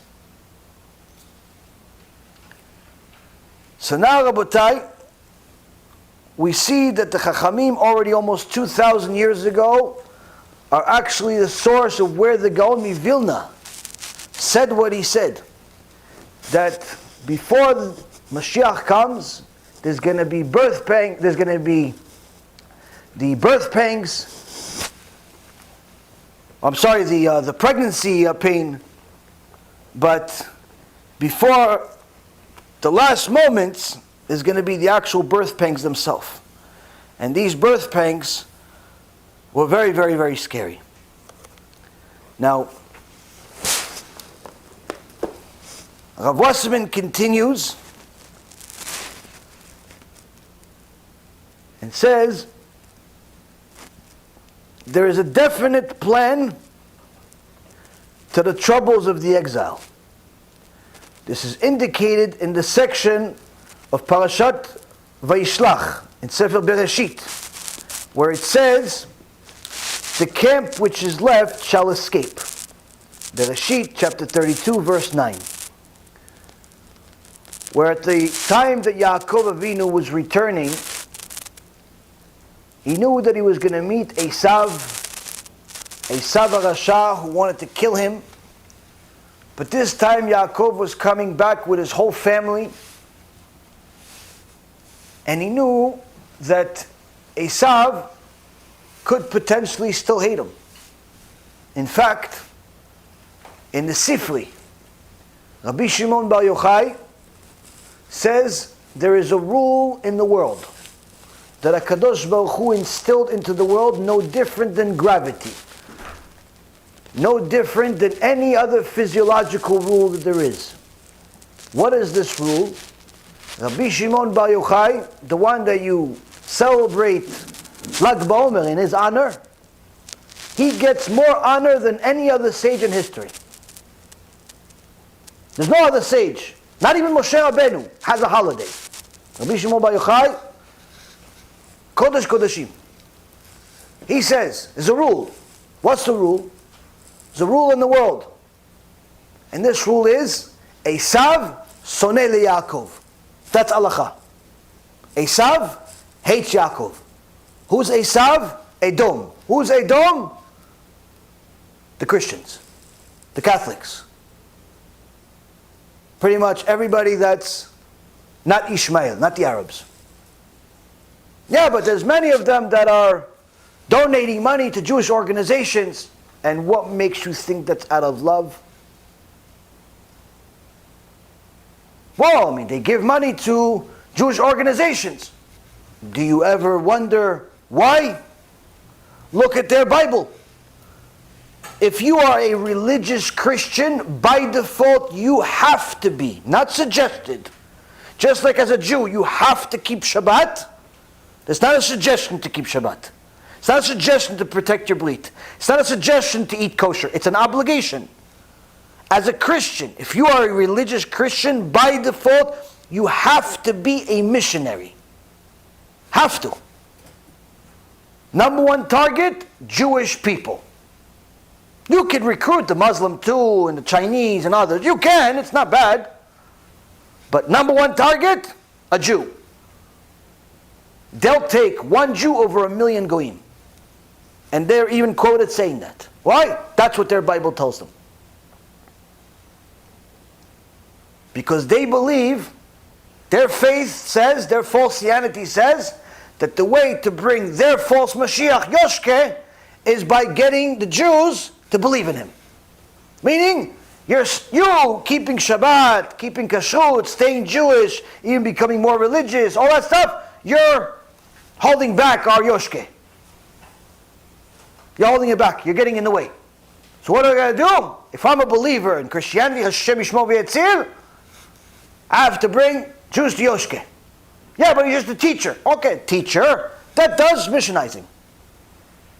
It's not surprising that, as we told you about a year ago, many of the yeshivot and so-called Jewish schools that I've looked into in America and even in other countries, I didn't find.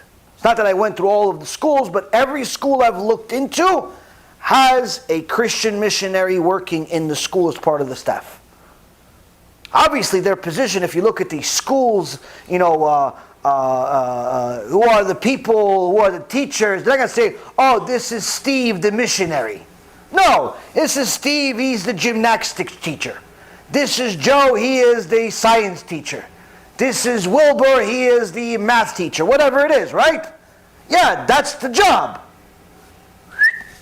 Let me get those kids alone, befriend them, this, that, the other thing. Before you know it, hey, did you ever ask about chapter 53 of Isaiah? Did you ever read it? Did you ever see Daniel 9? Oh, the rabbi didn't teach you that? Okay, maybe we'll learn that in math. Maybe we'll learn that in gym. Maybe we'll learn that after school. Come to my house. And unfortunately this happens. I just spoke to a school 3 weeks ago. 3 weeks ago. Came to my attention that they have a problem. I called the school. I told them that, you know that such and such person, yeah, he still works for you? Sure, he's the principal. The principal of the yeshiva. Principal. Said, okay, so he's still the principal. Yeah, he's the principal. Okay. Do you realize he is a Christian missionary? No, he doesn't talk about faith. He just oversees the education of all. Okay, go to this website. He has a website for himself and his boyfriend, and he says his life's mission is to be a missionary. Oh, I didn't know he has a website. He does. Next time, do some Google search before you hire a principal for a Jewish school. The money that the Christians give the Jews is the biggest poison in today's generation, because it's simply an investment to have freedom to do whatever they want. If they're writing a check of $1 million to your yeshiva, that means that you're going to give them permission to walk in and out whenever they want. If you see a Jewish organization that accepts money openly knowingly from Christian organization, it is a problem. Why? Because the Jew may mean well by befriending the Christian and think that they could coexist, but unfortunately they're being naive. In the last 25 years,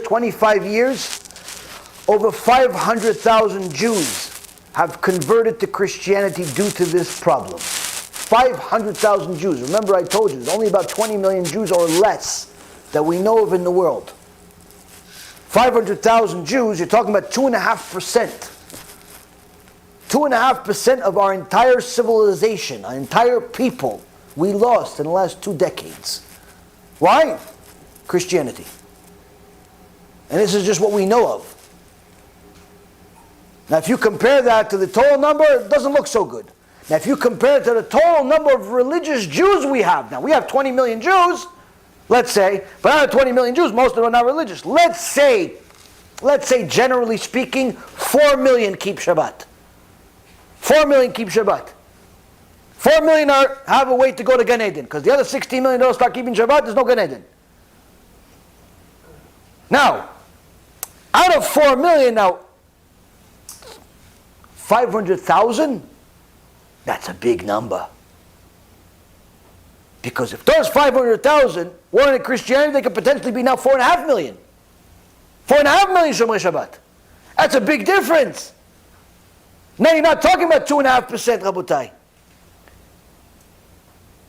Now you're not talking about 2.5%.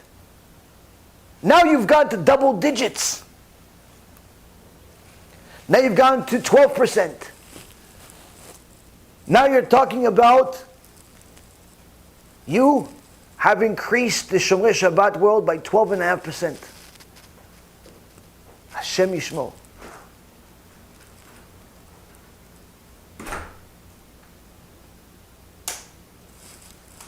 Yaakov was scared to meet with Esav, because he knew that Esav is Edom. And he knew that there's a rule to the world that no matter what he does, Esav is programmed to hate him. So why does he donate to the yeshiva? Investments. Why does he donate to Israel? Investment. I'll donate to Israel, you allow me to do whatever I want. You allow me to buy land, you allow me to take control of certain properties, take control of certain stations, take control of certain communities, do missionizing even though it's technically illegal, but you're never really going to find me and I can do it openly even though it's illegal. You give me freedom. Why? You like my check. It clears the next day. Christianity is not doing their investments into Israel as a favor. It's simply an investment because that's their belief. That is one form of hate. The other form of hate is something that we've already talked about. The Germans liked us until they didn't. They liked us. And one day, like, off. Turn on, hate. Just like that. He likes you until Hashem says, no, don't like him anymore.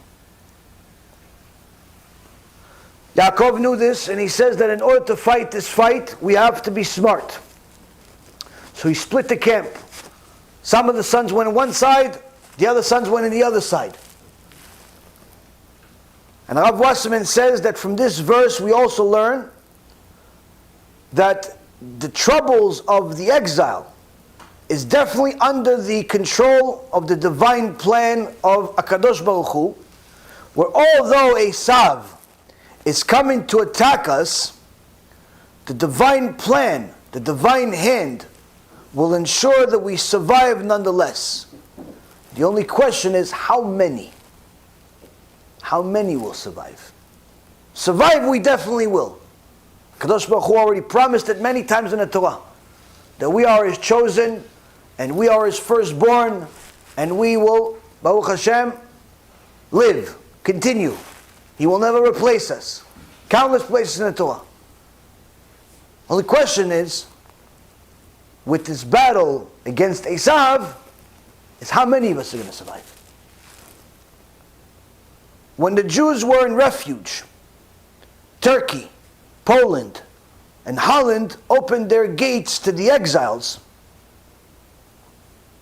during the expulsion from Spain. I'm sorry, I skipped a line. When the Jews were hunted and tortured in one land, there was always another which served as a place for refuge. Turkey, Poland, and Holland opened their gates to the exiles during the expulsion from Spain.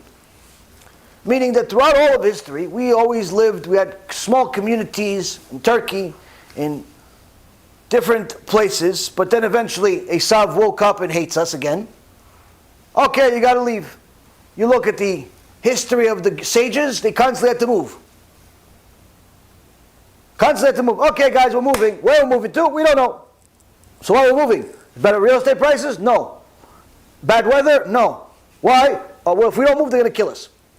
So we got to move. That's kind of we're in a hurry. We want to stay alive. Pick up your stuff. We're leaving. Constantly. Constantly, Am Yisrael would move for the last 2,000 years. And we would constantly go. Says after the Spanish Inquisition, where they killed countless Jews simply for being Jews. Either convert to Christianity or we'll kill you. Many Jews fled, many Jews were murdered, many Jews were tortured, all types of things.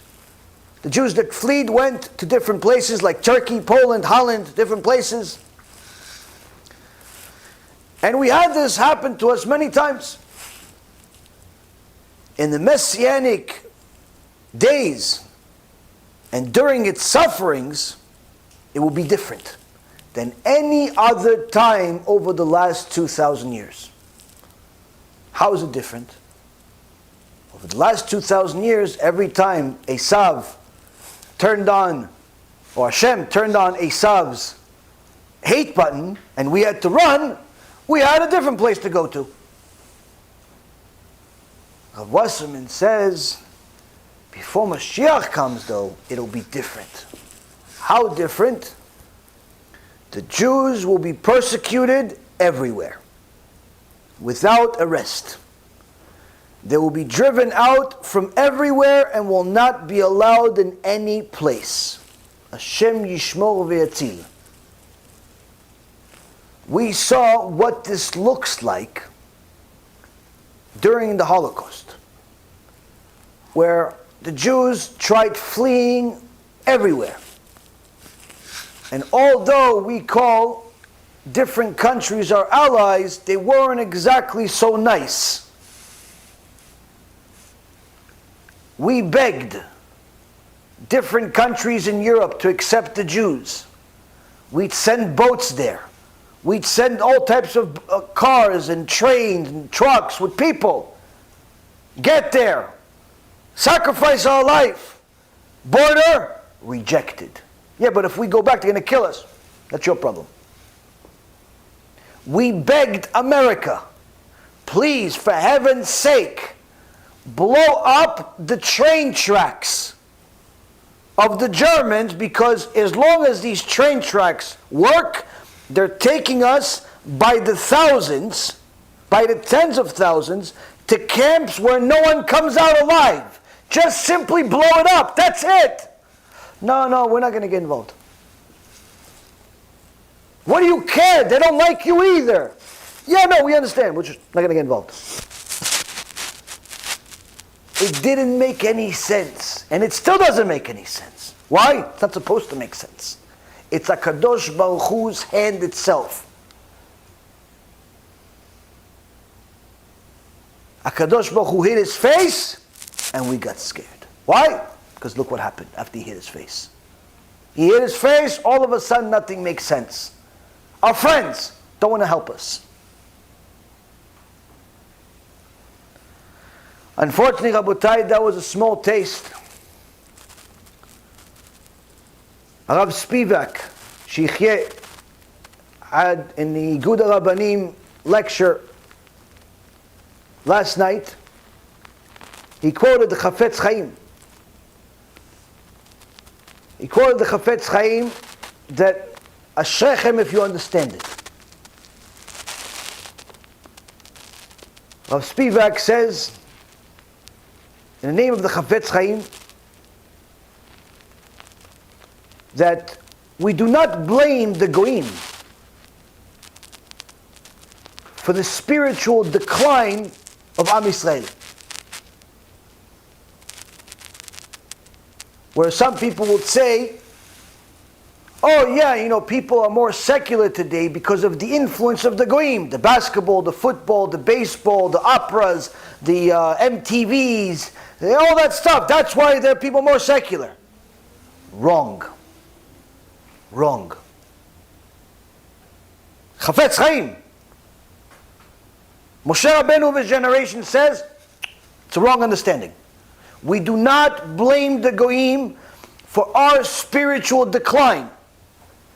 But we do blame the Jews for the spiritual decline of the Goyim.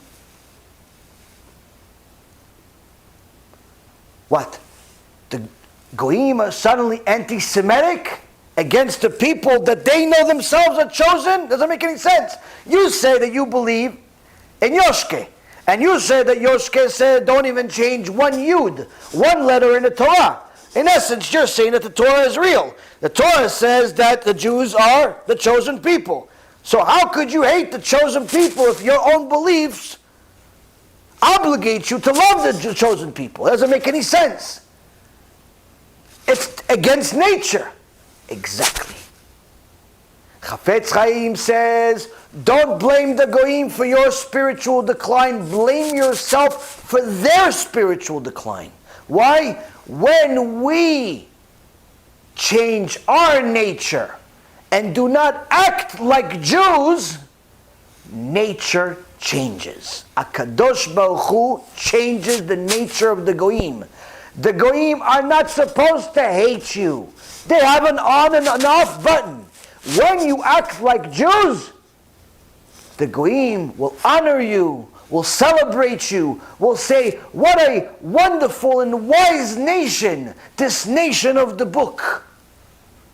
But when you change your nature and don't act like a Jew, then the nature of the Goyim gets affected, and they don't act like they're supposed to. The off button turns on.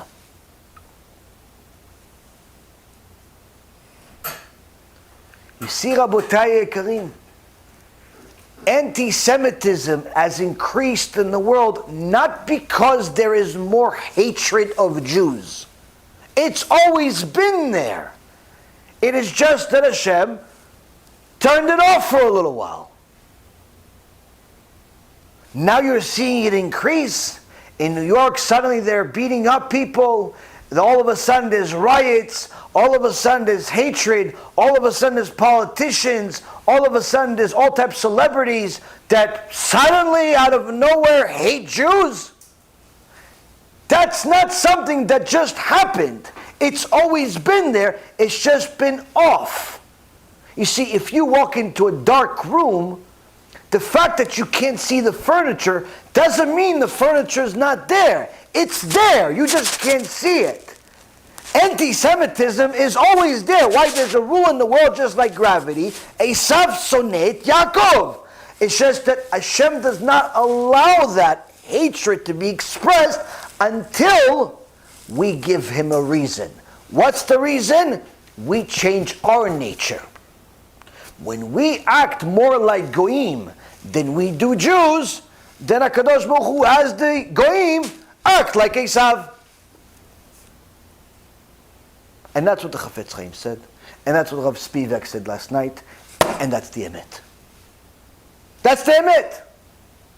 You want to stop anti-Semitism? Stop with the nonsense of protest and different newspaper articles and kumbaya, let's all be friends. Enough.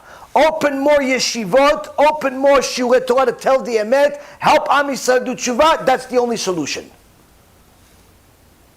If you're going to have a yeshiva, teach the kids real Torah. If you're going to have a shiur Torah, teach the people real Torah. If you're going to have a Jewish organization, help people do Teshuvah. Forget about the money. Hashem will send it. Don't make money your priority. Because when you make money your priority, you know what you're going to do? You're going to go to the Christians to ask them for money. And all you're doing is selling your soul to the devil. All you're doing is just simply giving them complete access to your organization. And unfortunately, this is happening everywhere. We are writing our own bankruptcy statement. We're suing ourselves. We're infecting ourselves.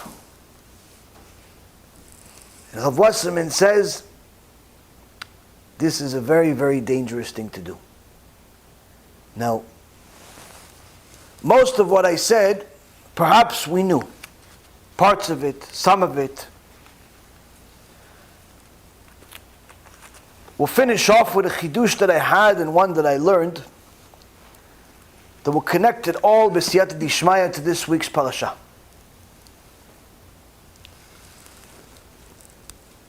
In this week's parashat,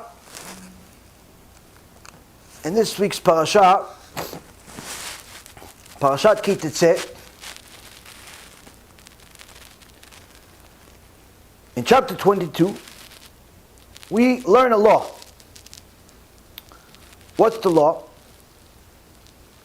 It says, Ki tivne bayit chadash, ve'asita ma'akeh legagecha, ve'lo tasim damim bebetecha, ki yipol anofel mimeno. In chapter 22, verse number 8, Kadosh Baruch Hu says, if you build a new house, you shall make a fence for your roof, so that you will not place blood in your house if a fallen one falls from it. In so many words, the rule is, if you have a roof, you have to have a fence so nobody is standing off the roof, will fall off. In today's world, the way to apply it is, let's say if you have a pool, have a fence around the pool so you don't have one of these constant tragic stories of a little kid falling into the pool and you saved $3,000, but it cost you the life of a child, Hashem Yishmor. Simple. But Chachamim don't learn the pasuk only, they learn the words too, and the letters. And they say, look at here. It says, Ki yipol anofel. If a fallen one falls from it. Why doesn't it just say, if someone falls from it? Why does it have to be a fallen one that falls from it? Why is it yipol anofel? Meaning, the guy that fell was already fallen. So the Chachamim teach us, here we learn, no one falls for no reason. If he fell off the roof, that's because he deserved to fall, because he was already fallen in his Yiddishkeit. He was already fallen in his Avodat Hashem. He was already a Mechalel Shabbat. He was already wasting seed. He didn't fall from the roof by accident. He fell from the roof, but that's because he was already falling. He got the message in the shiur not to do X, Y, Z, and he just doesn't care. Why, it's hard for me, Rabbi. Oh, it's hard for you? Genom's harder. It's hard for me to wear clothes, Rabbi. It's so hot outside. No problem. You're right. It's very hot outside. She says, the question is, where do you want it to be hotter? There or here? Either way, it's going to be hot. Florida or Gaon. They're both hot. Just the Gaon, there's no rain. Yeah, it's hard. But do you want a Kadosh Baruch Hu in your life or not? You want a Kadosh Baruch Hu in your life? Stop falling. So he doesn't have to make you the fallen one. Nothing happens for no reason. But unfortunately, Rabotai Karim, sometimes people do not get the message. In the book of Kings, Kings 1, we learn of a story about Yerovam ben Nevat, one of the evil kings of Israel, who in chapter 12 simply outright creates a holiday. Creates a new holiday for Am Israel to serve his idol in the month of Cheshvan. Also a reason of why we call Cheshvan Mar Cheshvan, bitter Cheshvan, because that's the holiday that Yerovam created a holiday for idolatry. Now after he does this and gets people to serve idols, HaKadosh Baruch Hu sends him Nevi Hashem, sends him a man of God, sends him a prophet. And the prophet comes to Yerovam in front of everyone and tells him horrible prophecies of what's going to happen to him if he continues. He's going to die, his family's going to die, this is going to, all types of horrible things. Horrible, horrible, awful things. Nothing that I said today is even an inkling of what the prophet told him. It's Psukim in the Torah, chapter 13. Yerovam doesn't like to hear it. He says, get him, meaning to go kill the prophet. As he did this, it says, Vativash yado. His hand, Yerovam's hand, in front of everybody, became paralyzed. As he pointed, get him, hand got paralyzed. In front of everyone. Not like he pulled a muscle. And a little bit of exercise, maybe a chiropractor or two, a little shiatsu, maybe some. No. Paralyzed. It's gone.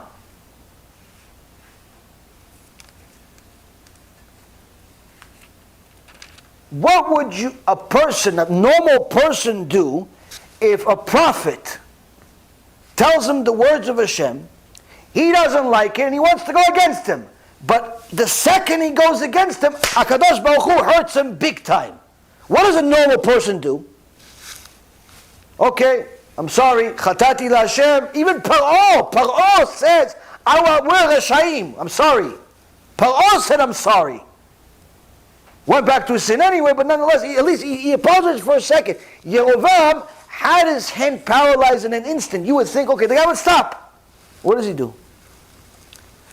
It continues here in chapter 13. He says to the prophet, Chal na et pnei Adonai Elohecha, v'yitpalel be'adi, v'tashov yadi elai. He says to him, in verse number 6, chapter 13, the king then spoke up and said to the man of God, please entreat the presence of your God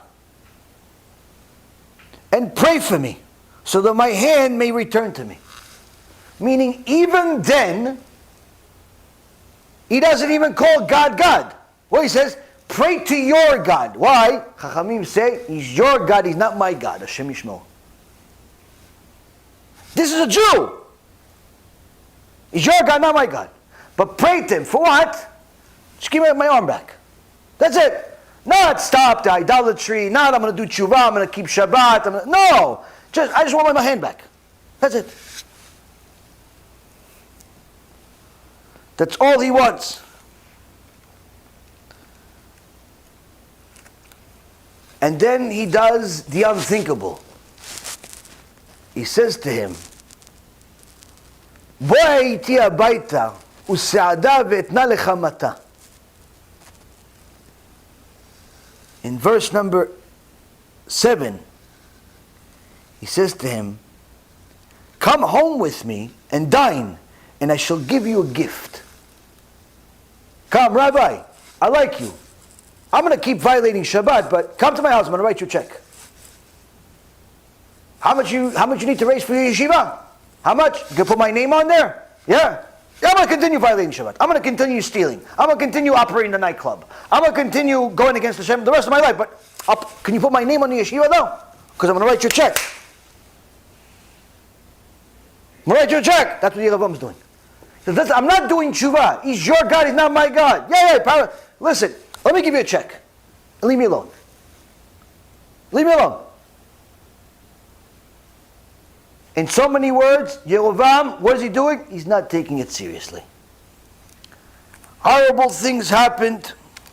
Horrible things happened to Yerovam ben Nevat, where the Gemara in Masechet Sanhedrin says, En lo chelek le'olam HaBa. He is in permanent judgment in Gaon until his neshama is going to be destroyed maybe in 1,000,000 years. Meaning, this story took place nearly 3,000 years ago. He has been burning in Gaon every single second for the last few thousand years. Right now he's listening to this shiur and getting burned at the same time. And it's not going to end, ever, until the neshama is completely destroyed. And the only thing that's left of it is chelek Eloka mimah, that's HaKadosh Baruch Hu. Meaning, for this opportunity that he missed out on, he's burning for thousands of years and will continue to permanently. Why? HaKadosh Baruch Hu sent you a message, you didn't take it seriously. You thought he was kidding. You thought he was one of your boys. You thought she was your girlfriend. You thought he was the principal. But then on the other hand, Rabotai Yekarim,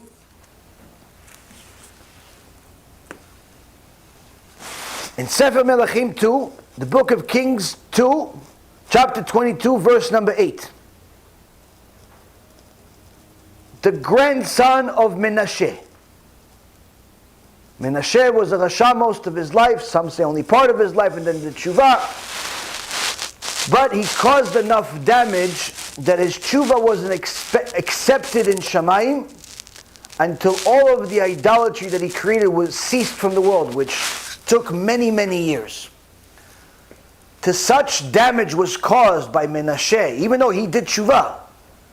He caused such damage that Torah was forgotten from Am Yisrael for a couple of 100 years.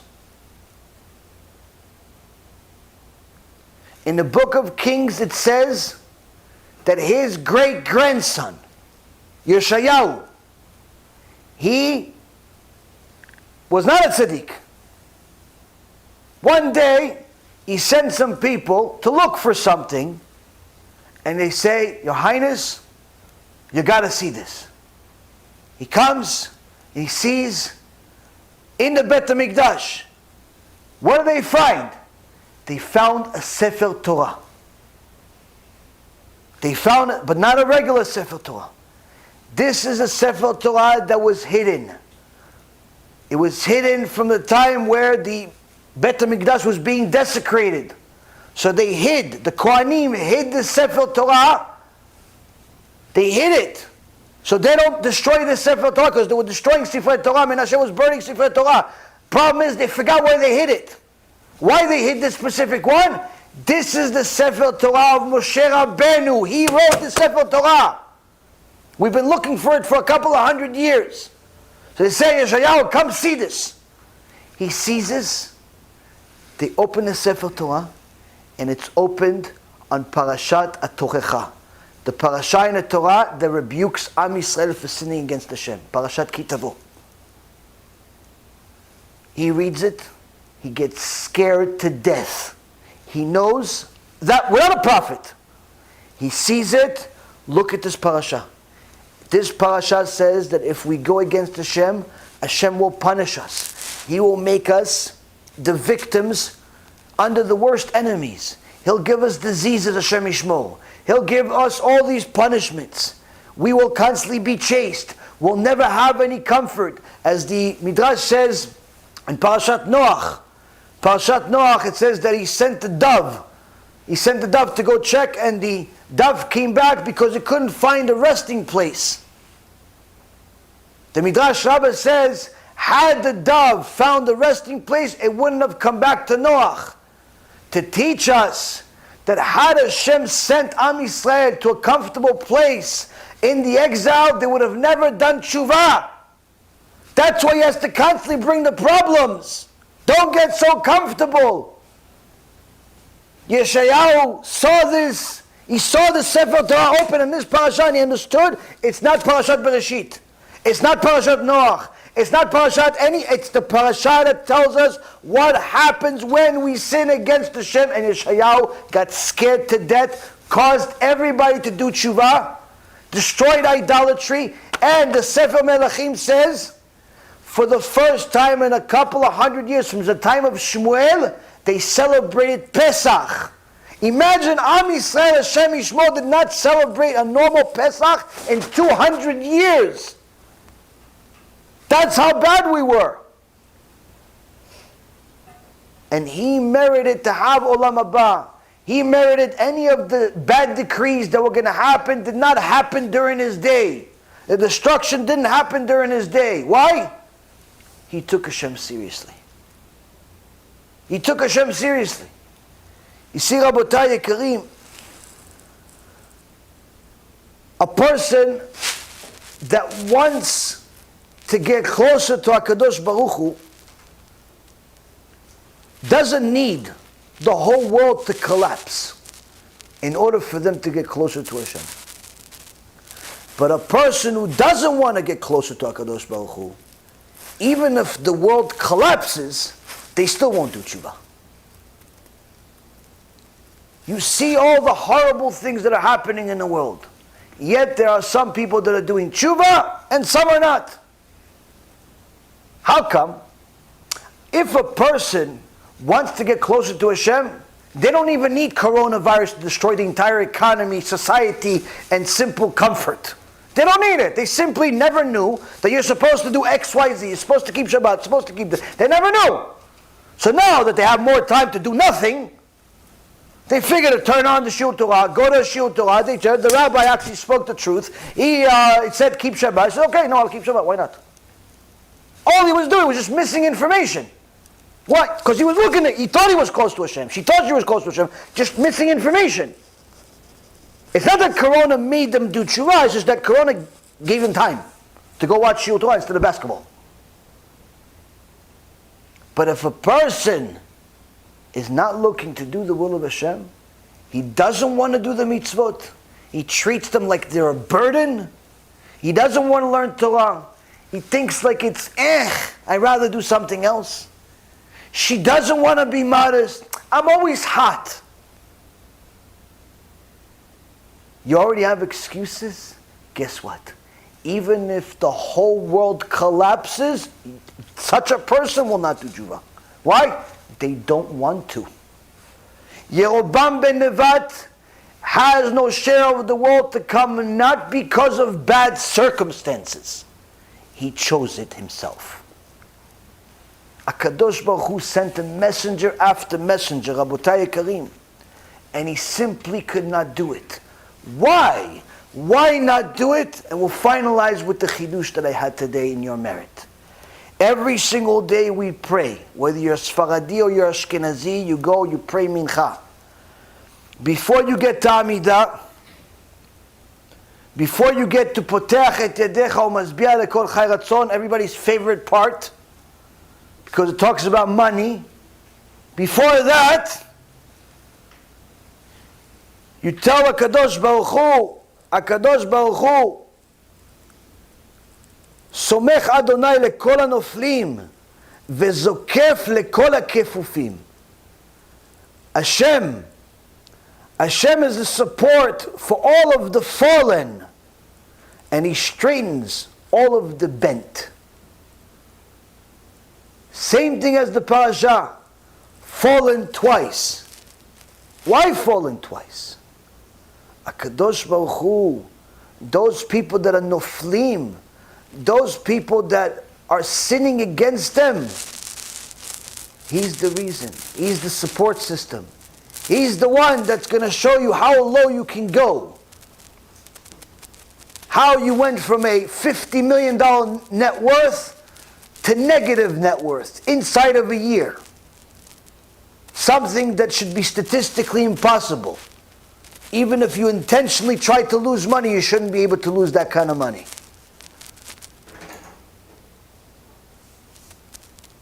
He can show you how your sins could be horrible. How you can be on the top one day, but at the same token, He'll catch you.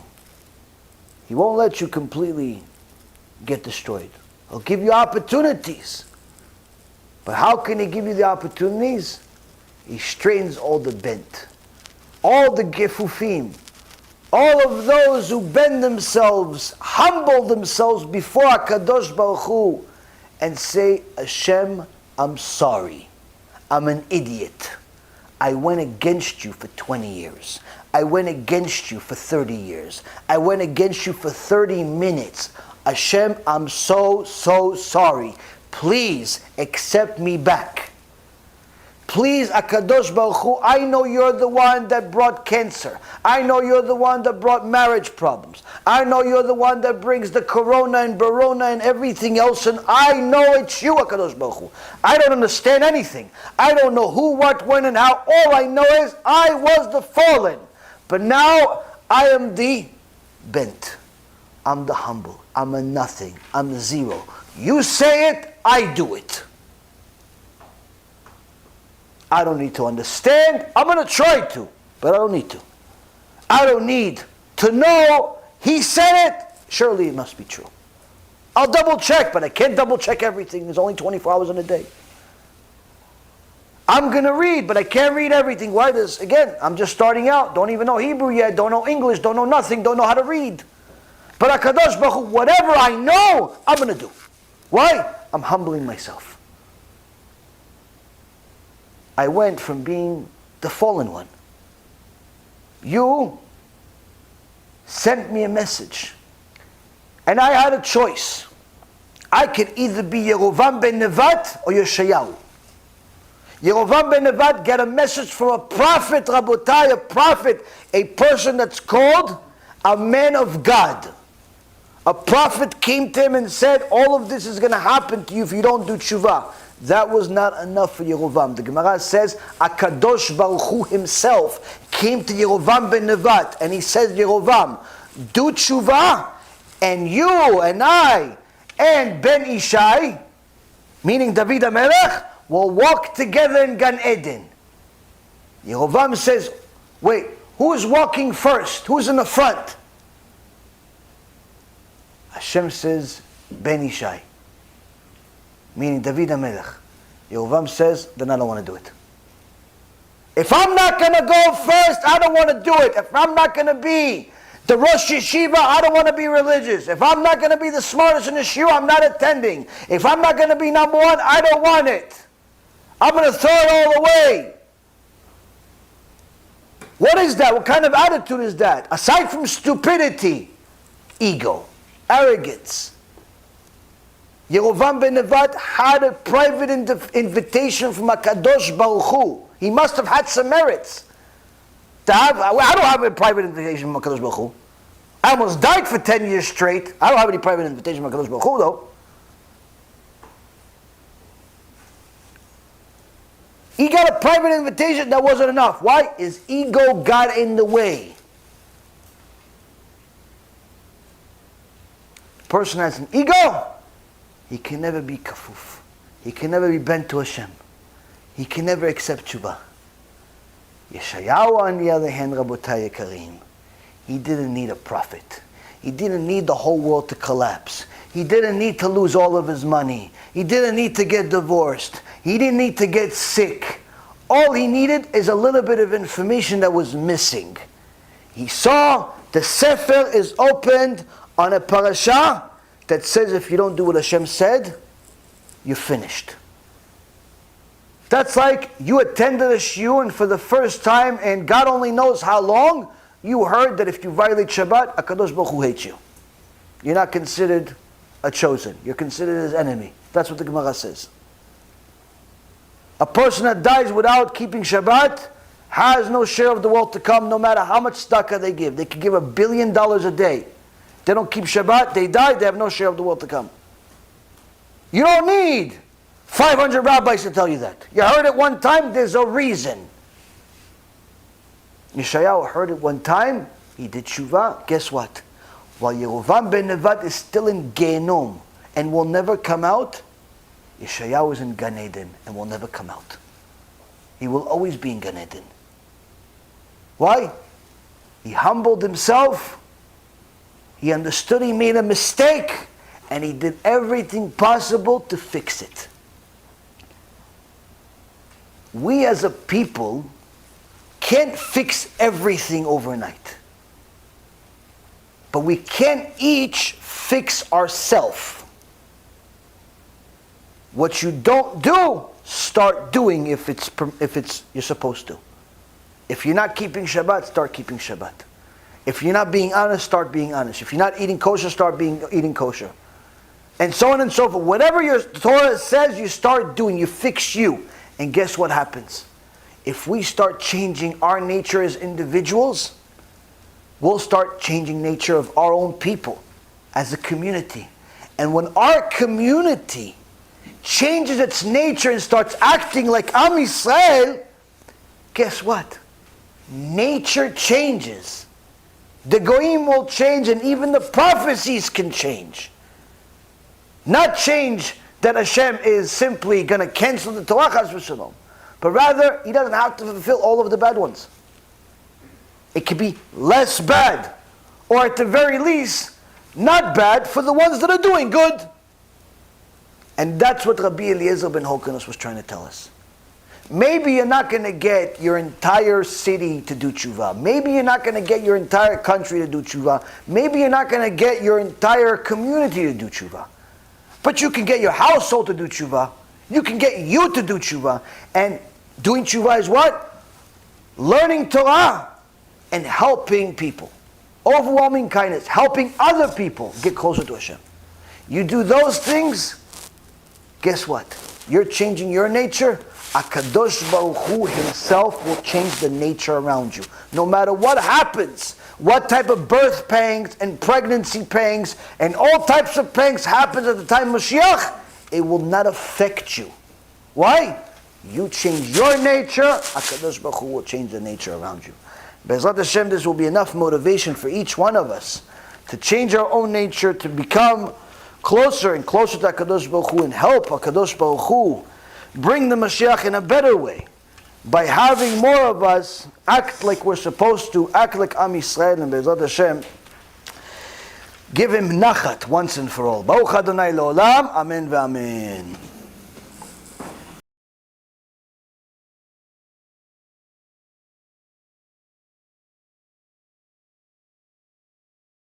B'Shem Hashem Na'aseh v'Natzliach, we're very excited to offer you the new Be'ezrat Hashem app 3.0.